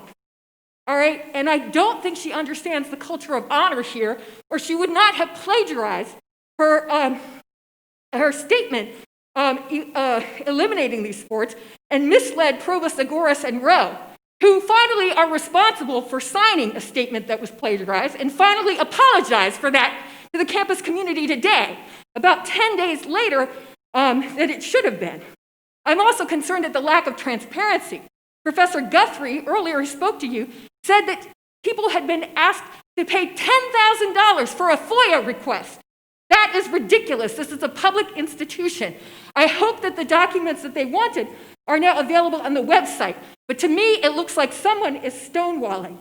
A student would fail, and I have failed students and had them kicked out of the college for honor offenses like Samantha Huey has. So I think she needs to be disciplined by the Board of Visitors, if not dismissed. She has lost the confidence of the Faculty of Arts and Sciences. And if you don't do something about this, I am prepared to introduce a motion at our October meeting having a vote of no confidence in Samantha Huey among the Arts and Sciences faculty. Okay? She can still do her job officially, but can she really do her job well if the faculty don't trust her? I don't think so. And I think the faculty are very upset about this. And right. I have taken my you. evening Thank to come you. here and tell you that. Thank you very much.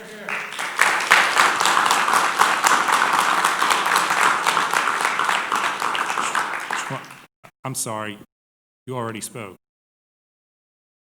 I was asked to read this. Kyle Ogren, class of 1997. He could not be here because of COVID concerns. Okay, they can turn stuff. I really want to get all these students. I'm not, you know, you can turn in. I can wait till they are finished. Go ahead. Hello, my name is Cole Younger, and I'm currently a freshman at William & Mary and a member of the Tribe swim team. Last year, I decided to attend and swim at William & Mary due to the incredible history that is tribe swimming. Not only has tribe swimming produced 13 Olympic trials qualifiers, with 5 being in the last 2 years, it has won 8 conference titles in 6 years. produced a swimmer in contention for a national title, and a relay ranked in the top 20 in the country.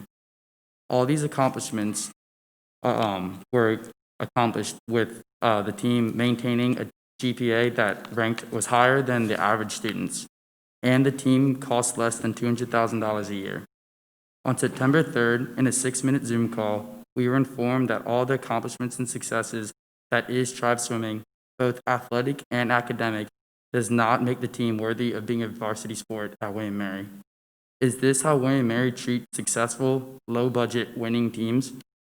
I decided to come to William & Mary to come to William & Mary, not to come to a place that disregards hardworking, intelligent, successful student athletes in order to try to become a football, basketball powerhouse.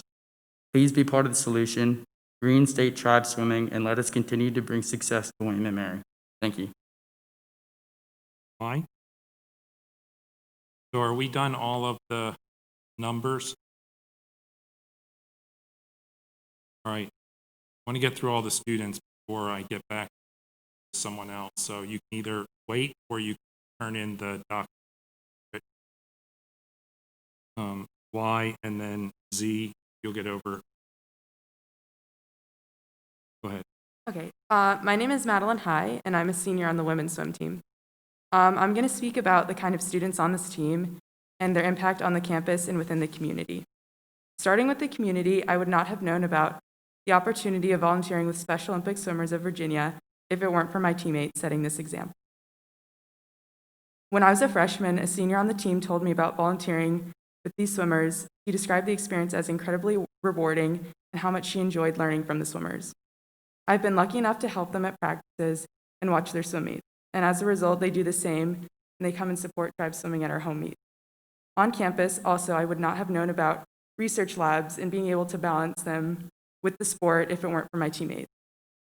They showed me that with enough grit and hard work, you can strive for anything in college. The 7 teams that the athletic department decided to cut are full of students like myself. I could go through every single member on the swim team and tell you how he or she has contributed to campus positively and will eventually go into the world and make an impact. Some that come to mind are people who have spoken here tonight, like Connor, who's the sophomore class president, Inez and Jake are editors on Rocket Magazine. Ben is pursuing a PhD in physics while swimming, and Tara is the director of digital marketing for Agency 1693. And I could go on, but I realize I have a 2-minute limit. And by cutting these 7 teams, you're getting rid of some of the most hardworking, well-rounded individuals who contribute to this campus. So I have a question for you. If these are the kind of students who you have made it clear you don't want on this campus, then who are you trying to attract? Thank you. Thank you. EA. Good evening. My name is Eugenia Massari, and I'm a freshman on the swim team. I did not imagine starting my college career this way. Even before I could swim at my first meet, I received the news for why we're all here today. It is quite shocking to have received such information after 3 whole weeks of school. I genuinely believe this would not have happened since the other institution in the nation had the decency to tell their athletes before school started. It is shocking to have received such news at a late time because people could have adapted differently. I could say that maybe some athletes would have transferred out and the freshmen could have taken a gap year and some with another institution. You probably know, but all athletes only have 4 years of eligibility, and some schools have different rules than we do here. For examples, the school in the Ivy League do not let athletes participate in varsity sports once graduated. And which coach would want to use one of his spots for recruitment for someone that can only swim 3 years for them? The timing of this decision was also harmful for anyone that wanted to transfer or get recruited to a different institution next year. Why, you might wonder? Well, coaches of institutions of our level, both academically and varsity-wise, are already done with recruiting class of 2021. They moved on to class of 2022. These were the major problems, without mentioning the fact that we paid the school before they let us know of the cutting. These were the major problems, without mentioning the fact that we paid the school before they let us know of cutting the teams. We also only received 7 days to make up our own minds and decide whether or not we would have withdrawn our academic year. 7 days might seem like a long time. However, in 7 days, people can barely receive an email back from someone And we should add on top the fact we kept showing up to class, study, and practice. Why was this information disclosed at such a late time? I wonder. I'm just going to use so BB. Hello, my name is Elizabeth Indahar, and I am a sophomore on the swim team. In the Zoom call where it was originally announced that our team was going to be cut, the only reasoning given to explain this decision was a realignment of the college's athletic. While it is not clear to me what exactly the athletic department is trying to become with this realignment, I can tell you that by turning its back on the men's and women's swim teams, it is moving away from academic excellence, competitive success, and a strong sense of community. While everyone else here has been talking to you extensively about details on all three of those points, I'm just going to keep it short and emphasize that those three things are not only promised to prospective student athletes, but to prospective students in general. However, promises from the administration can only go so far. By cutting the swim team, the college is taking a strong action against these values, and we all know that actions speak louder than words. By reinstating these teams, you have the ability to not just tell everyone, including prospective students and donors, that you stand for these values, but to show them as well. Thank you for your time, and please consider what has been said here today. Thank you. CC.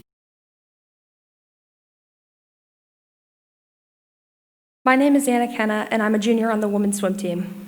I chose to come to William & Mary because I believed that this school was truly unique in its values and culture. I believed it was special. Immediately stepping onto campus, it hit me that this place was my home. The culture, the students, the professors, the staff, and the swim team had created this incredible environment that I could not believe was mine. But the one value that reflects the culture of this school, the one that was ingrained into us as students from the day we stepped on campus, is one tribe, one family. With that being said, I'm standing here before all of you to ask where that specific motto is on the administration's priority list, because cutting 7 sports programs is most definitely not something that embodies the one tribe, one family motto, especially since our team specifically was assured multiple times that we would not be cut. The first instance of this assurance was when the strategic plan was released back in October. There was a line in the plan that suggested that without higher quality facilities, the team would fail to excel. First of all, that is entirely false.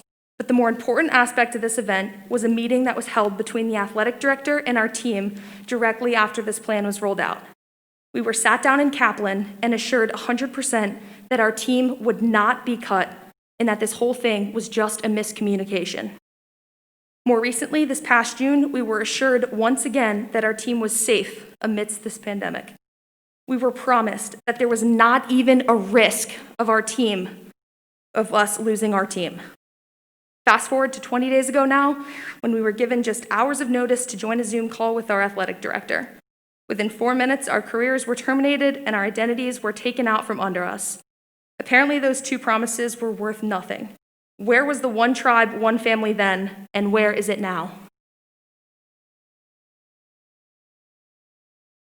Hello, my name is Brooke Lamrell, and I'm a sophomore on the women's swim team. When deciding where to continue my 14-year-long swimming career, I knew without question that this was my new home after spending only 4 short hours with the team. Unlike many other comparable schools, William & Mary doesn't have a beautiful state-of-the-art pool, scholarships, or support from the administration. Yet, I still chose William & Mary because they don't have these seemingly necessary accommodations. More important than my own personal decision-making is the fact that, even without the same level of support that our conference rivals receive from their own administrations, we, together as a team, are still ranked nationally and undoubtedly one of the most successful teams on campus. Considering this, what reason could there possibly be to cut a team that is handed so little from its own university, yet provides so much in return? Each of you today, please imagine devoting your entire life to a sport that you now hold dearly in your heart, a sport that has become more than a sport to you. It has become your anchor, your passion, and your most valued possession. A sport that after molding your life around it, you frankly don't know what you would do without it. Now each of you again, imagine having this central, steady aspect of your life ripped from your hands in a heartless, wrenching 6-minute meeting held without any explanation, empathy, or even authenticity. I'm not standing before you today for my own self-interest, but for my team. Every waking hour of their collegiate careers, my team has sacrificed and devoted themselves to William & Mary, a school that has returned the favor with repeated, blunt, remorseless lies about our team's security. The absolute least we deserve is an explanation. Go ahead. Hello, my name is Kyle Demers, and I'm a part of the Tribe Swimming class of 23. My family has a long history dedicated to the sport in school. My father is a CAA volunteer head meet referee, my mother, a dedicated team mom, and my brother, Tribe Swimming alum, team and CAA record holder out of the class of 20, now working a disaster relief program for FEMA. It's clear to see the charitability in my family. My tribe family. This altruism we share is a side effect of the sport we love. The William & Mary Swim Program consistently makes impacts in the community around us. We participate in programs as a team, such as volunteering for the Shrimp Fest, the Kiwanis Club, which last year alone raised $45,000 in one day. We also run a Walter Riley Memorial Swim Cancer, which has been thriving for 42 years now. But we don't participate in charitability solely as a team. Individually, we participate in groups such as Camp Kesem, which you've met our director earlier today, which supports the children of parents with cancer. I myself volunteer at both the Allenstone and Ben Carlson Memorials. I also participate in the Step It Up Challenge, a program to provide children with active support due to their underfunded schools, as well as Save the Bay, which is an organization that tackles pollution and destruction of the Chesapeake Bay. The list continues with each individual, as we're all making differences in our community. With the discontinuation of our sport, realize that you're impacting more than the people on the pool deck, but also those whose lives we're changing under the identity of tribe swimming. Our passion for others is shown outside. Our passion for others is shown outside of solely volunteer work. Over our summer breaks, we spend our time making a difference with many of us lifeguards, EMTs, or some types of first responders. This type of job isn't done for money, but for the difference we make in people's lives as they're on the verge of death. So as Tribe Swimming now lies in that same position, on the verge of death, we ask you, the Board of Visitors, to make a difference in our lives and reinstate our program. Good evening. My name is Jack Gowerth. I'm a junior finance major here at the college. Tribe Swimming consistently operates with a low budget, but continues to achieve success at more consistent levels than any other at William & Mary. We have proven to be winners in the pool. We continue to win in the pool, doing things William & Mary has no business doing. If the swim team does not have the record worthy of being a varsity sport, what does? Since the announcement on September 3rd, we have raised over $1 million. This shows that if you had given the swimming community a chance to fundraise to be completely self-efficient, we would have jumped at the opportunity, but we were never given that chance. The amount William & Mary will save by cutting swimming, which is 2 sports, is approximately $200,000, which amounts to 0.66% of its operating budget. You cut your best sport.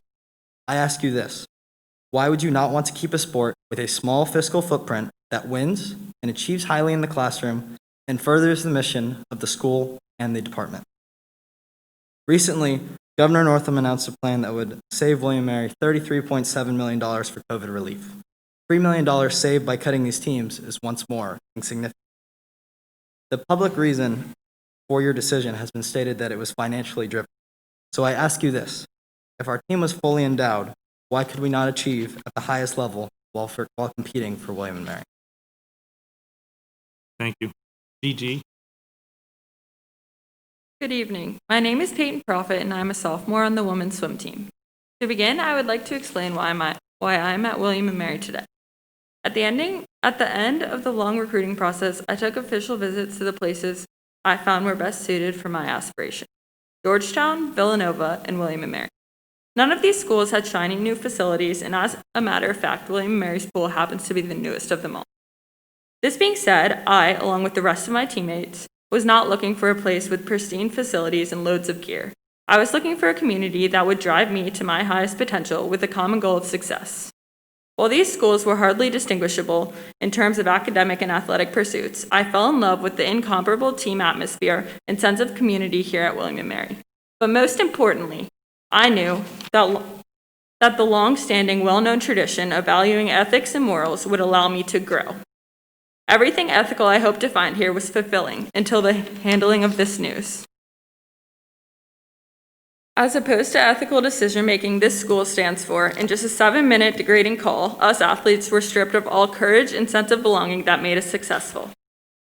Since then, we have been given a t-shirt consisting of the department's core values: accountability, belonging, creativity, integrity, and service. This shirt reveals to me the values that our team has worked so hard to develop. But clearly the pursuits of the athletic department do not take their own core values into consideration when decisions were being formulated.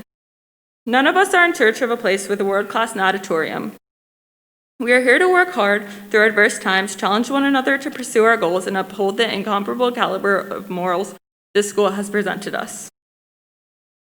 We came here knowing the support of 23 programs was challenging, but this is what makes William & Mary special. William & Mary did what no other schools can do: attract the excellent student athletes who have the ability to do more with less and strive and thrive in this very atmosphere. We were told last October we were safe. Based on released information, it now seems as if this forever has been unsustainable. So why now? Please reinstate these teams. Thank you. AJ. Hello, my name is Ryan Biebel, and I'm a junior on the swim team. I consider myself an objective thinker and can understand why Olympic sports are underfunded, but I can't wrap my hand around any net positives from redirecting funding away from the swim team. Recruits don't look at funding. Recruits don't look at student-athlete to advisor ratios. Recruits look at results, academics, and the student-athletes that make up the team. We have effectively removed those three components from our athletic department. Tribe athletics currently has little to no achievement output without the teams that were cut, and it is far from guaranteed in the upcoming years. I personally did not choose this institution to be coddled with support. I chose this institution to perform my core sport to the best of my ability, no matter the circumstance. Literally all we need is a pool, a coach, and the amenities that this academic environment provides, and we will achieve. Tribe swimming is faster and smarter than we've ever been. You've heard the stats. We are consistently yielding student athletes into top firms, graduate schools, and other life endeavors. So yes, we are in the midst of creating one of the best networks in the country that could give back to this institution for generations to come. So to reiterate, the $100,000 or so the athletic department is receiving is by no means a net positive in this situation. William & Mary is eliminating an elite network and the very things that make athletics worth it. To avoid being the embarrassment of the CAA, I ask that William & Mary align their goals with a highly prestigious academic institution and not one of a Fortune 500 company. Thank you.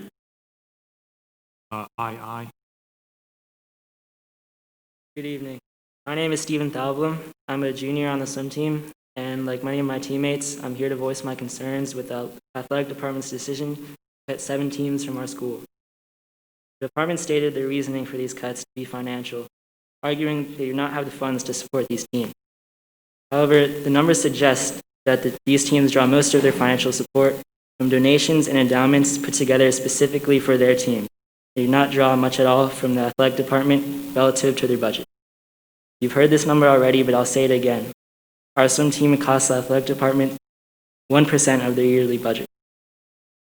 Together, these teams' endowments total over $10 million. Does the athletic department plan to just steal that from us? And if not for financial reasons, why are our school's most successful teams athletically and academically being cut? I ask you to please reinstate these teams. Thank you. Thank you. JJ. Hello everyone, my name is Mara and I am a sophomore on the William & Mary swim team. William & Mary Tribe Swimming is unquestionably successful. The men's team has won the CAA championships for the past 6 straight years, and the women have won multiple titles even without having divers, unlike many of their opponents. This past year, we had a swimmer qualify for the NCAA championships. There is no doubt in anyone's mind that tribe swimming is enormously successful in the pool, thereby elevating the status of William & Mary athletics. This is all despite training in what may be considered subpar facilities in some eyes, but having swam in that very facility all last year as a freshman, I would argue it is the straight, as the energy at practice is absolutely unrivaled by any other team and tangibly resonates throughout the deck during practice.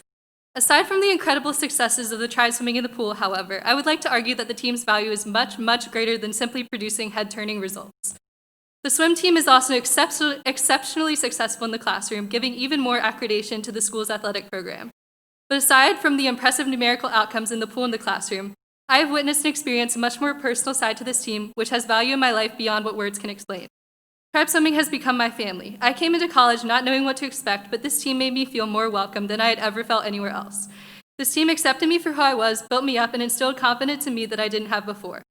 In short, being a part of tribe swimming has completely changed my life for the better, and I would not trade a single minute of it for anything else in the world. All I ask is that before you make a decision, which is most likely not even a significant positive financial gain, please consider not only the incredible successes of the team, which raised the status of William & Mary, but also the indescribable impact this team can and will have on the lives of tribe swimmers to come as it has had on mine. Thank you. Did I skip you? So KK over here. Hello, my name is Christopher Fuel, and I'm a senior on the William & Mary swim team. I'm here to advocate for my team as well as the other teams affected by the recent athletic. First, let me say I'm thankful the Board of Visitors has decided to host this listening session in order to hear the concerns of the William & Mary community. We have been asking for a platform to voice our concerns for weeks, and I'm glad we finally have an opportunity to do so. I would like to start off by saying that part of the reason I chose William & Mary was its stellar academic reputation. But there are many other amazing academic opportunities elsewhere, and what truly made William & Mary my home was the unbelievable camaraderie and dedication the swim team possessed, and still does to this day. It was this passion and desire to be great that drew me and countless others to this institution. Let me be clear.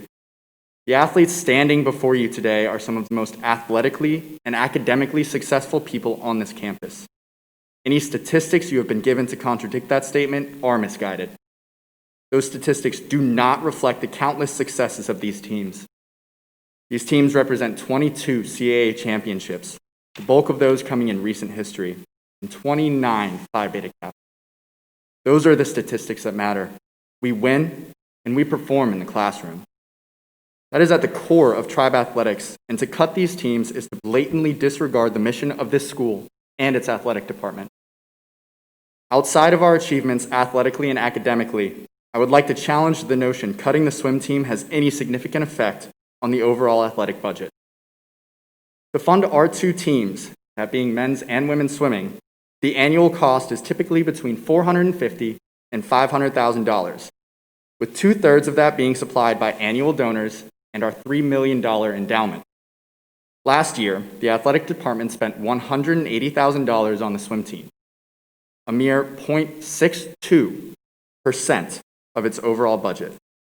How can such a drastic action like cutting this team be justified considering its plethora of academic and athletic achievements when the financial capital invested is less than minimal? I ask that you consider my statement, and I request that the swim teams and the other affected sports be reinstated immediately. Thank you. Hi, my name is Grace Trimack, and I'm a sophomore on the women's swim team. I am here today because, like everyone else in this room, I am upset, scared, and frustrated for the fate of tribe swimming. For the last 3 weeks, our team has been left heartbroken and without answers. The athletic department's ethical values of integrity, transparency, and accountability, as outlined in the Tribe 2025 strategic plan, have not been granted to the 118 athletes and 13 coaches affected. Just at the beginning of this week, the athletics department recognized for the first time that they had refused to answer questions from the student athletes and vowed to be more transparent in the coming week. We as student athletes deserved answers and transparency immediately, not after weeks of questioning and uncertainty. Right now, the logical decision is to reinstate these 7 teams. The athletic department's core values are ones that the team has demonstrated time and time again: outstanding academics, high levels of success without a state-of-the-art pool, a passion for helping the greater Williamsburg community, and a commitment to doing anything and everything we can to represent the tribe in the best possible way. We are respected in the swimming world for exceeding all expectations. We recruit incredible students who represent the tribe at the highest level of our sport. We attract people who understand that they come to this school not because of the fancy pool facility, but the family atmosphere and inspiring work ethic that you cannot find anywhere else, including any Power 5 or Ivy League school. We do all of this while costing this school next to nothing. If this is not enough to be considered worthy of being a Division I sport at William & Mary, what more does it take? If anyone can help the athletics department reach its 2025 goals, please be assured that you need tribe swimming.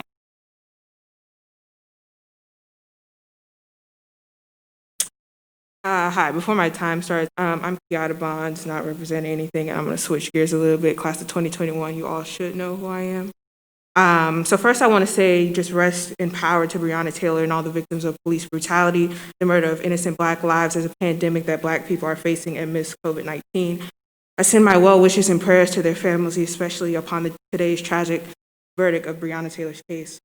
I send my sincere support to the 7 teams cut, and I understand that the frustration and anger in that decision, but I would like to say that although this is disheartening, it has illuminated what BIPOC people have been experiencing for almost 4 centuries at this institution.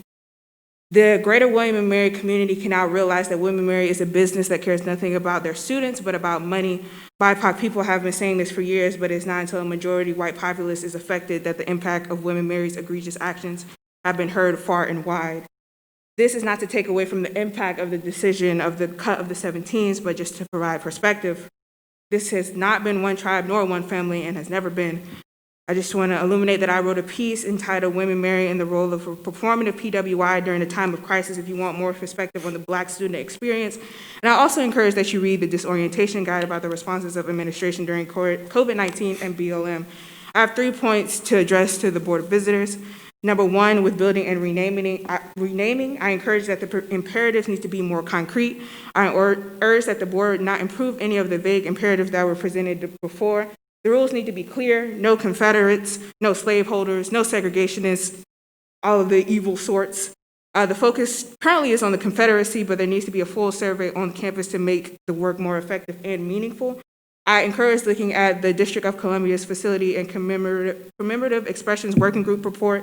It's 23 pages and has strong and comprehensive recommendations, which you guys can model after for the working group. Number 2, Roe was charged by you all on June 22nd to have an itemized list and status report of each recommendation of the Lemon Report project, as well as the Task Force on Race and Race Relations, and there has been no update on that, so I would like to re-encourage Roe to fulfill that report. Number 3, in August, Chief Diversity Officer Sean Glover stated that there would be an independent diversity audit that would start in August, but there has been no update on that as well. So many things have been left unexplained for BIPOC people, so students, faculty, and staff here at William & Mary. So I urge the BOV administration, specifically Catherine Rowe, to always prioritize transparency and efforts relating to diversity and inclusion. If you really truly do care about that, let's talk about that. To create sustainable and meaningful change for marginalized people at the college. And I just want to say to you all to do better. I won't curse it, but I wanted to. And to quote administration's plagiarized words, the world is watching. Thank you for not cursing. NN also, go ahead. Hello, my name is Megan Doherty, and I'm a sophomore on the track and field team. I walked onto this team, meaning that I wasn't recruited, I wasn't offered scholarship, I wasn't even offered positions on Division III teams. I came to the school without knowing anyone. My team, my coaches, my classmates, and my team welcomed me with open arms.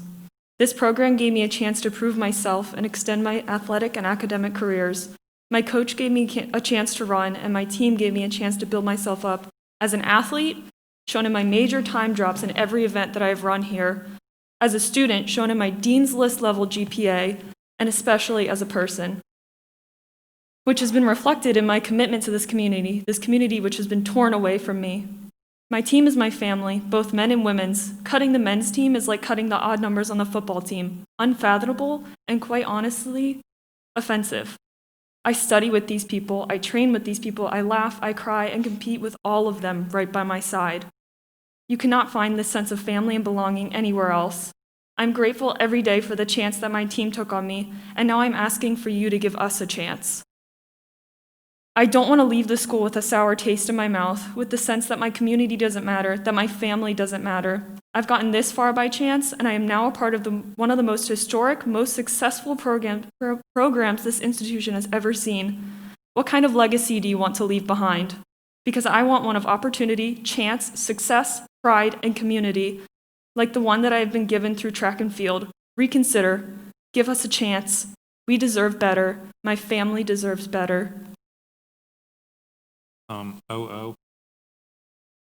Hi, my name is Casey Coxfilial, and I'm on the track and field team. You notice how I said track and field team and not women's track and field team. The reason for that is because we, men and women, are one team, one family. As Megan, my fellow teammate, just said, I walked onto this team. I'm here because my brother, someone who was on the men's track and field team, got me to consider the school. I knew I wanted to run in college, and out of the schools I was looking at, the William & Mary coaches were the only ones who said they would give me a chance, and I'm beyond grateful. This team to me isn't the medals or the PRs, although we have plenty. It's the bus rides home from meets, it's the jokes, it's the support I get to give and receive from everyone on my team. It's the time Alex Lucchili willingly played ping pong and talked with me on my recruitment trip when the person that I was supposed to be with had somewhere to be. It's the pack of gushers I got to share with Troy, one of our throwers, on the tee on the way to the hotel from the IC4A ECAC meet last winter. It's the days I got to go to the track in my off time in 40-degree weather with 20-mile-an-hour winds to cheer on the distance guys and help time one of their time trials. And it's the Tuesday dinners at CAF where all of us, men and women, throwers, jumpers, sprinters, and distance, came together to eat and enjoy each other's company. Without the men's half of my team, these small but significant memories would not have been possible. Now, you may be wondering why me, a women's track and field athlete, is speaking here when my half of the team is not being cut. I will tell you, I'm here not only because I love my team, but because this decision will undoubtedly affect my program as well. I would have never even considered a school without a men's half of their track team, and I know many of my fellow women's track and field athletes feel the same. So I can tell you that you can expect the number and rank of women's track and field recruits to fall year after year. I love my team so much, and this team, this college, and this community will indefinitely change. All of these teams here tonight are one tribe, one family, and we will always fight for each other, even when those above us has given up. But I'm asking you now, please don't give up on men's track or any of the other teams that were so callously cut. Thank you. Pete B. Good evening. My name is Graham Hertwick, and I'm a junior on the swim team. There is nothing I can say that has not already been said, so I will tell you why I chose. When I was in high school, I was recruited by several universities to swim. I was pretty fast, and I had excellent grades and tests. I talked with Virginia Tech, UNC, Northwestern, and I took trips to Princeton and Yale. I was fast enough to go to a Power 5 school, and I could have gotten into an Ivy League school. The resources of the Power 5 schools did not impress me. They had all these gadgets, staff, and money, yet could not produce results.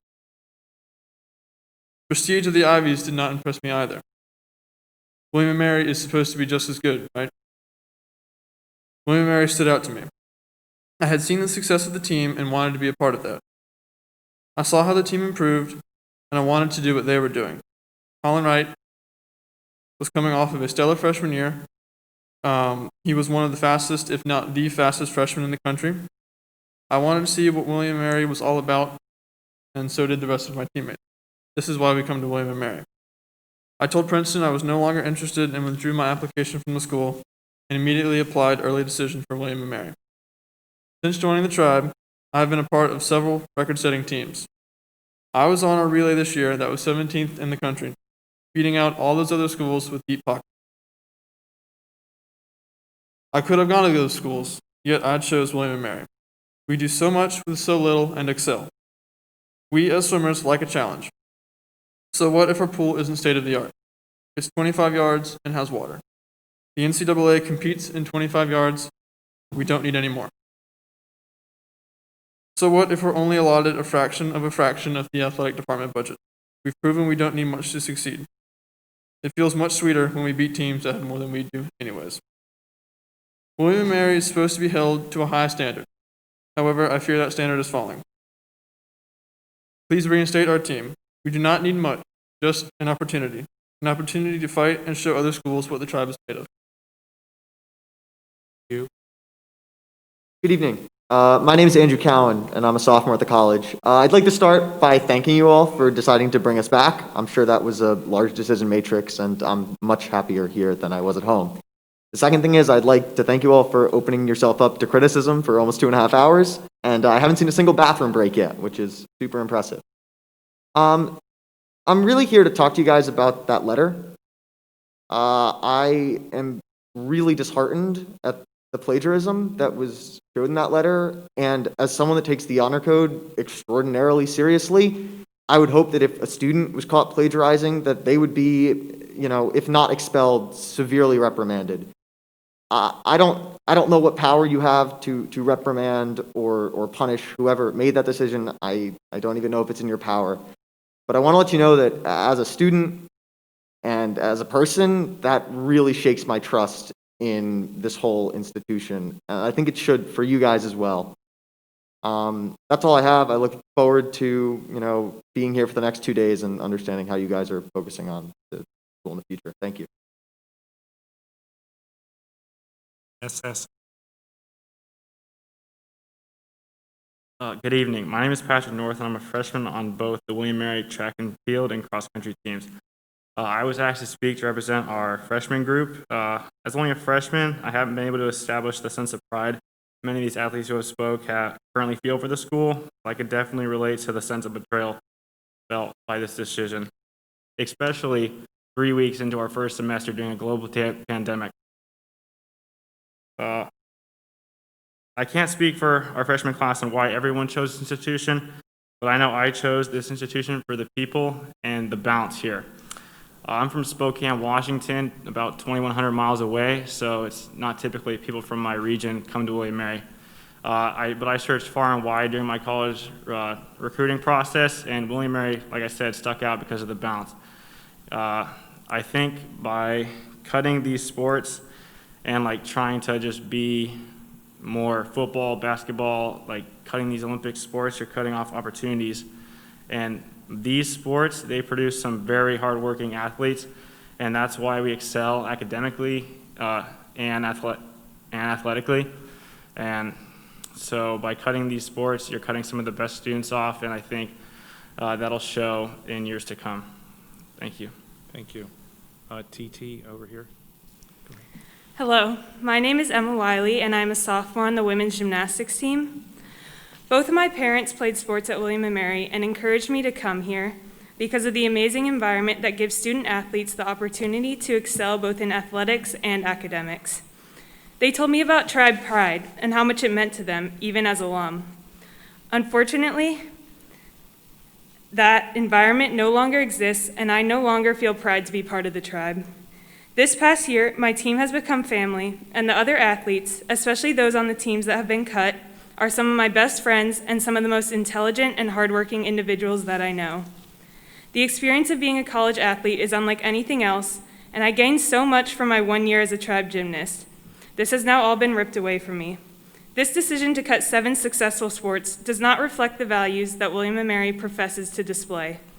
The administration says that they value academics above all, and then cut the teams that have the highest performance in the classroom. They claim to value hard work, and then cut the teams that have accomplished the most with the least amount of resources from the athletic department.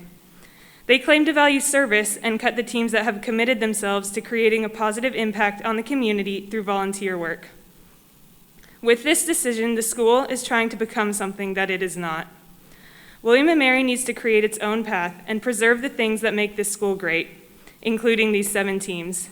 The fact is, cutting some of the most successful sports here, which are very minimally funded and have huge amounts of support from alumni and the community, is not a good decision. The repercussions for this decision will be huge and long-lasting and will cause great harm to the culture of this school. I ask that you reconsider this decision and look into creative solutions and take into account the desires of those who work so hard to represent the tribe and make this school great. Thank you. Thank you. You over here. And, excuse me, is that the last student? Michael, anyone? Okay. You're RR? Yeah. Did I skip you? I'm sorry. Oh, I don't know my alphabet very well. Okay, so you'll be next over here. And then that's the last student speaker? Okay, so you'll be next to, well, why don't you come over here and okay, go ahead, sorry. All right. Good evening. My name is Katie Stevenson, and I am a sophomore on the swim team. I know my mask looks goofy. If you are listening, it is a stock image of a middle-aged man with facial hair, but my request is not. I know you cannot reverse the effect your decision had on any of the athletes' and coaches' mental health, but you do have the power to reinstate these teams. I heard of William & Mary through the tight-knit swimming world. I noticed the type of kids who went here were leaders, they were hardworking, and they had great hearts, and I can see that here today. These swimmers were the ones who drew me to campus. In Connecticut, where I live, I was the only student from my school to go here. Not a lot of kids have heard of William & Mary, often confusing it with, oh, Katie's going to Williams. I have 3 siblings, one who is a senior, and after hearing about my freshman year, she is now convinced William & Mary is the place for her. She raved about the amazing team and the hidden gem I found in Colonial Williamsburg to all her friends, and let me tell you, she has a lot of them, and then she got them interested. I know I am just one person, but after hearing about how my team betrayed me, my school betrayed me, this affected many prospective students who have changed their minds about paying out-of-state tuition to this school. We all take pride in how William & Mary is a family. Families send generations here, building this feeling of belonging and trust. How can I send my family here when you broke my trust? Please reverse your decision so I can continue having pride in my school and the leaders that run it. Thank you very much for your time and have a very nice night. Thank you. Hello, my name is Gabby Runji. I'm a current graduate student athlete on the women's track and field team here. I do want to bring up that my career goal is to become an athletic director, and I realize I'm going to have to make difficult decisions. With that being said, I'm disappointed in the fact that a school run by a female president and a female athletic director have made it hard for me to support them. The big things we want to know are why none of these teams were told, not just in the past months, but in the past years, that there was a chance of being cut. COVID does not explain the budgetary issues in this athletic department, because I think many of us have looked at the numbers telling us you're cutting the least expensive teams. I would like to know what money you are saving cutting the men's track and field team when they share the same coaches and the same facilities that you are currently funding to renovate right across the street as our women's team. I'd gladly take the old track if that meant I could have my men's team running on it with me. When I met with Samantha last year about my desire to become an athletic director, tensions were high because our team were put on a scholarship hold with no one telling us, a lack of transparency, a reoccurring theme. Many of us felt like we were not a priority to this department or to this school. She reassured me that they wanted to promote our sport and our success to the fullest, pointing to the recent hires of Forrest Braden coming from UCLA to coach our men's distance team, and Omar Brown, an Olympic and pro qualified coach to coach our women's and men's sprinters. These same coaches she was using as an example of support for our teams are now faced with leaving half of their athletes behind. Lastly, maybe this is not the talk everyone wants to hear, but it must be said. As we talk about these sports teams, it's important to realize that as important as these teams are to many of us, we must also challenge each other and you, the Board of Visitors, to make William & Mary a welcoming place for all of its students, and this includes its Black students. We have had protests for months now, and despite some student support and some faculty support, there has been very little to no action done by the board or school to support this. I am standing here as a Black student athlete asking for you to support not only my male track teammates, but my fellow students. Make this campus as welcoming as you try to portray it is to everyone. And to my teammates and fellow athletes listening, I challenge you to not just tout your Black and minority teammates, but support them in their everyday struggles. Support a movement that does not just benefit yourself and the diversity of a team, but a group of people who have been systematically let down and brushed aside. I would like to ask you, as many of you are here tonight, including you, Board of Visitors, to come out on Saturday at 12 p.m. for the protest put on by my fellow teammate Felicia Hayes. Stand with us, let us know you care. Coming out to the protest shows your support, but it is far from enough from saying you believe Black lives are as valuable and worth as much as your own. Thank you. Thank you. Last student, you're the last student. Are you speaking? Yeah. Okay, all right, so you are. All right. Hi, my name is Keegan Schaefer. I'm a sophomore on the women's gymnastics team here at William & Mary. I have dedicated my entire life to gymnastics, and after almost 17 years in the sport, I found my home here through Tribe Gymnastics. After my freshman year was robbed from me due to knee surgery, and then a pandemic which kept me out of my gym for months, I finally started to get back into the gym, working as hard as I could, in the hopes that one day I would get the opportunity to represent my incredible Tribe Gymnastics family in competition. Instead, however, on my car ride down to campus, 3 weeks after classes had already started, this administration selfishly stole my dream away from me, a dream that I've had since I was 2 years old. and a meeting lasting less than 10 minutes with absolutely no opportunity to question the decision. That is why I'm here this evening. I urge you to reconsider this decision and take into account all of the lives it has and will affect in the future. I ask all of you to question how cutting the teams that consistently perform in the classroom as well as in their sports represents the core values that everyone around the world admires about our school. These athletes are some of the most admirable, dedicated, and hardworking people in this entire country, and we do not deserve to have our sports eliminated simply to fit an agenda that clearly does not have the student athletes' interests in mind. I truly hope that I can count on all of you to understand what it really means to boldly pursue excellence by reversing this decision and giving me the opportunity to compete as a tribe gymnast. Save the Tribe 7. Thank you. Thank you. My name is Sarah Brownstein. I am a sophomore transfer on the gymnastics team. I'm majoring in kinesiology with a math minor. I want to take my time to tell you my story and what William & Mary and my sport means to me. While this is my personal story, I know that many others of the 118 athletes who were cut share some of the same experiences, and I know they are feeling the same heartbreak. I chose to come to Williamsburg from 1,800 miles away in Salt Lake City, Utah. My first time stepping foot on campus was on Thursday, August 13th. Within only days, it felt like home. I truly felt like I belonged here. People I didn't know would greet me, say hi, and ask me about my day as I passed them on the way to the library. 3 weeks later, I sat in my room and within 10 minutes had gone from excited to start practicing with my team to being heartbroken and devastated as what I had dreamed of and worked for my entire life was ripped out from underneath me.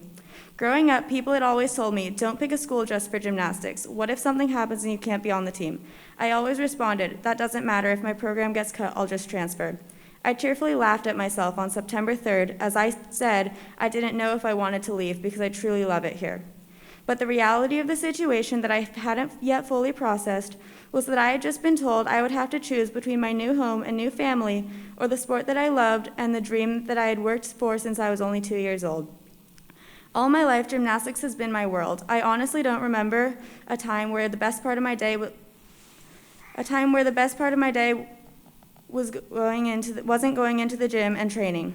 Through hardships, adversity, and so many people telling me that I couldn't achieve my dreams, all I wanted to do was gymnastics. Even through 10 broken bones, 6 torn ligaments, and 2 knee surgeries, after my junior year of high school, as I sat on the sidelines on crutches and knee brace for the second year in a row, people asked me what I was going to do, assuming I'd be done. I looked at them like they were crazy. Some screws and plates in my knee couldn't stop me from achieving my dreams. From only 2 years old, I had dreamed of the day I would get to compete for my school doing what I love. While my freshman year was fine, I realized I could find a place that was a better fit for me. William & Mary immediately stood out to me. I knew it was my dream school that I had never realized I had, but I didn't let myself believe that till I got into the school. Within 24 hours of getting the email that I had been accepted, I had committed to the team and was smiling uncontrollably, so excited to be part of the tribe. I got on campus and it exceeded my already high expectations. I love it here. Now, less than 6 weeks after stepping foot on this campus and into my new home with my new family, I stand here knowing I won't be able to pursue the sport that I love and worked for my whole life, and be able to receive a William & Mary education and be part of this incredible community at the same time. My 16-year gymnastics career and lifelong dream is on the line. Reinstate the teams. Thank you. Thank you. Sarah, can I go? Sorry about that. This session was primarily for students, so I want to make sure that everybody got a and I'm chance. very, very grateful that you're allowing me to read my teammate's statement. He could not be here for COVID concerns, and so I truly appreciate your time. Thank you very much. I know it's been a very, very long evening for everybody. We really appreciate it. Our swimmers have not given up on William & Mary. We want you to understand why William & Mary should not give up on us. Your stated vision for the athletic department is to win conference championships and achieve national relevance. In the last 6 years, the William & Mary swim teams have combined for 8 conference team championships and 121 conference titles in individual events and relays, 121. Our program has produced 13 Olympic trials qualifiers, and we are the premier mid-major swimming program in the country. Tribe relays have outperformed UNC, Virginia Tech, UVA, Duke, Stanford, and Notre Dame, just to name a very few. If you want to win a Director's Cup, you will need the swim teams. In the classroom, swimmers have combined for 62 Scholar All-American Team Awards, while producing 20 individual Provost Award winners in 2020 alone. They've raised $500,000 for cancer research, been active in Special Olympics, donated time at elementary schools and camps, and collectively, the swim team has taught thousands of kids how to swim. They are the best student athletes that we have and the best citizens that we have. You have told us that you plan to shutter all of this permanently for what amounts to a rounding error for the athletic department. We have tried and failed to understand this. William & Mary Swimming is your least expensive, most undervalued, and most overperforming asset. Your investment in us has been comparatively teeny, and your return on that investment has been objectively huge. And we can now fund the team without any help from the athletic department for 5 years. William & Mary Swimming is attracting the best and brightest swimmers from across the region and the nation. Each of us had the option to swim for other nationally ranked programs. But they chose this place at this time because they fully bought into one tribe, one family. We're asking that you honor that. Please keep this great team. Thank you. All right, anyone else? Good. Well, thank you all for sticking it out with us. Thank you especially for sharing part of your own story. We obviously will share it with our other board members and consider it as we go forward. And thank you to the board members for sticking it out as well, and especially to the staff for making all the arrangements. So that ends this session. Again, you can still send in submissions to the Board of Visitors website, which is bov@wm.edu. Thank you very much.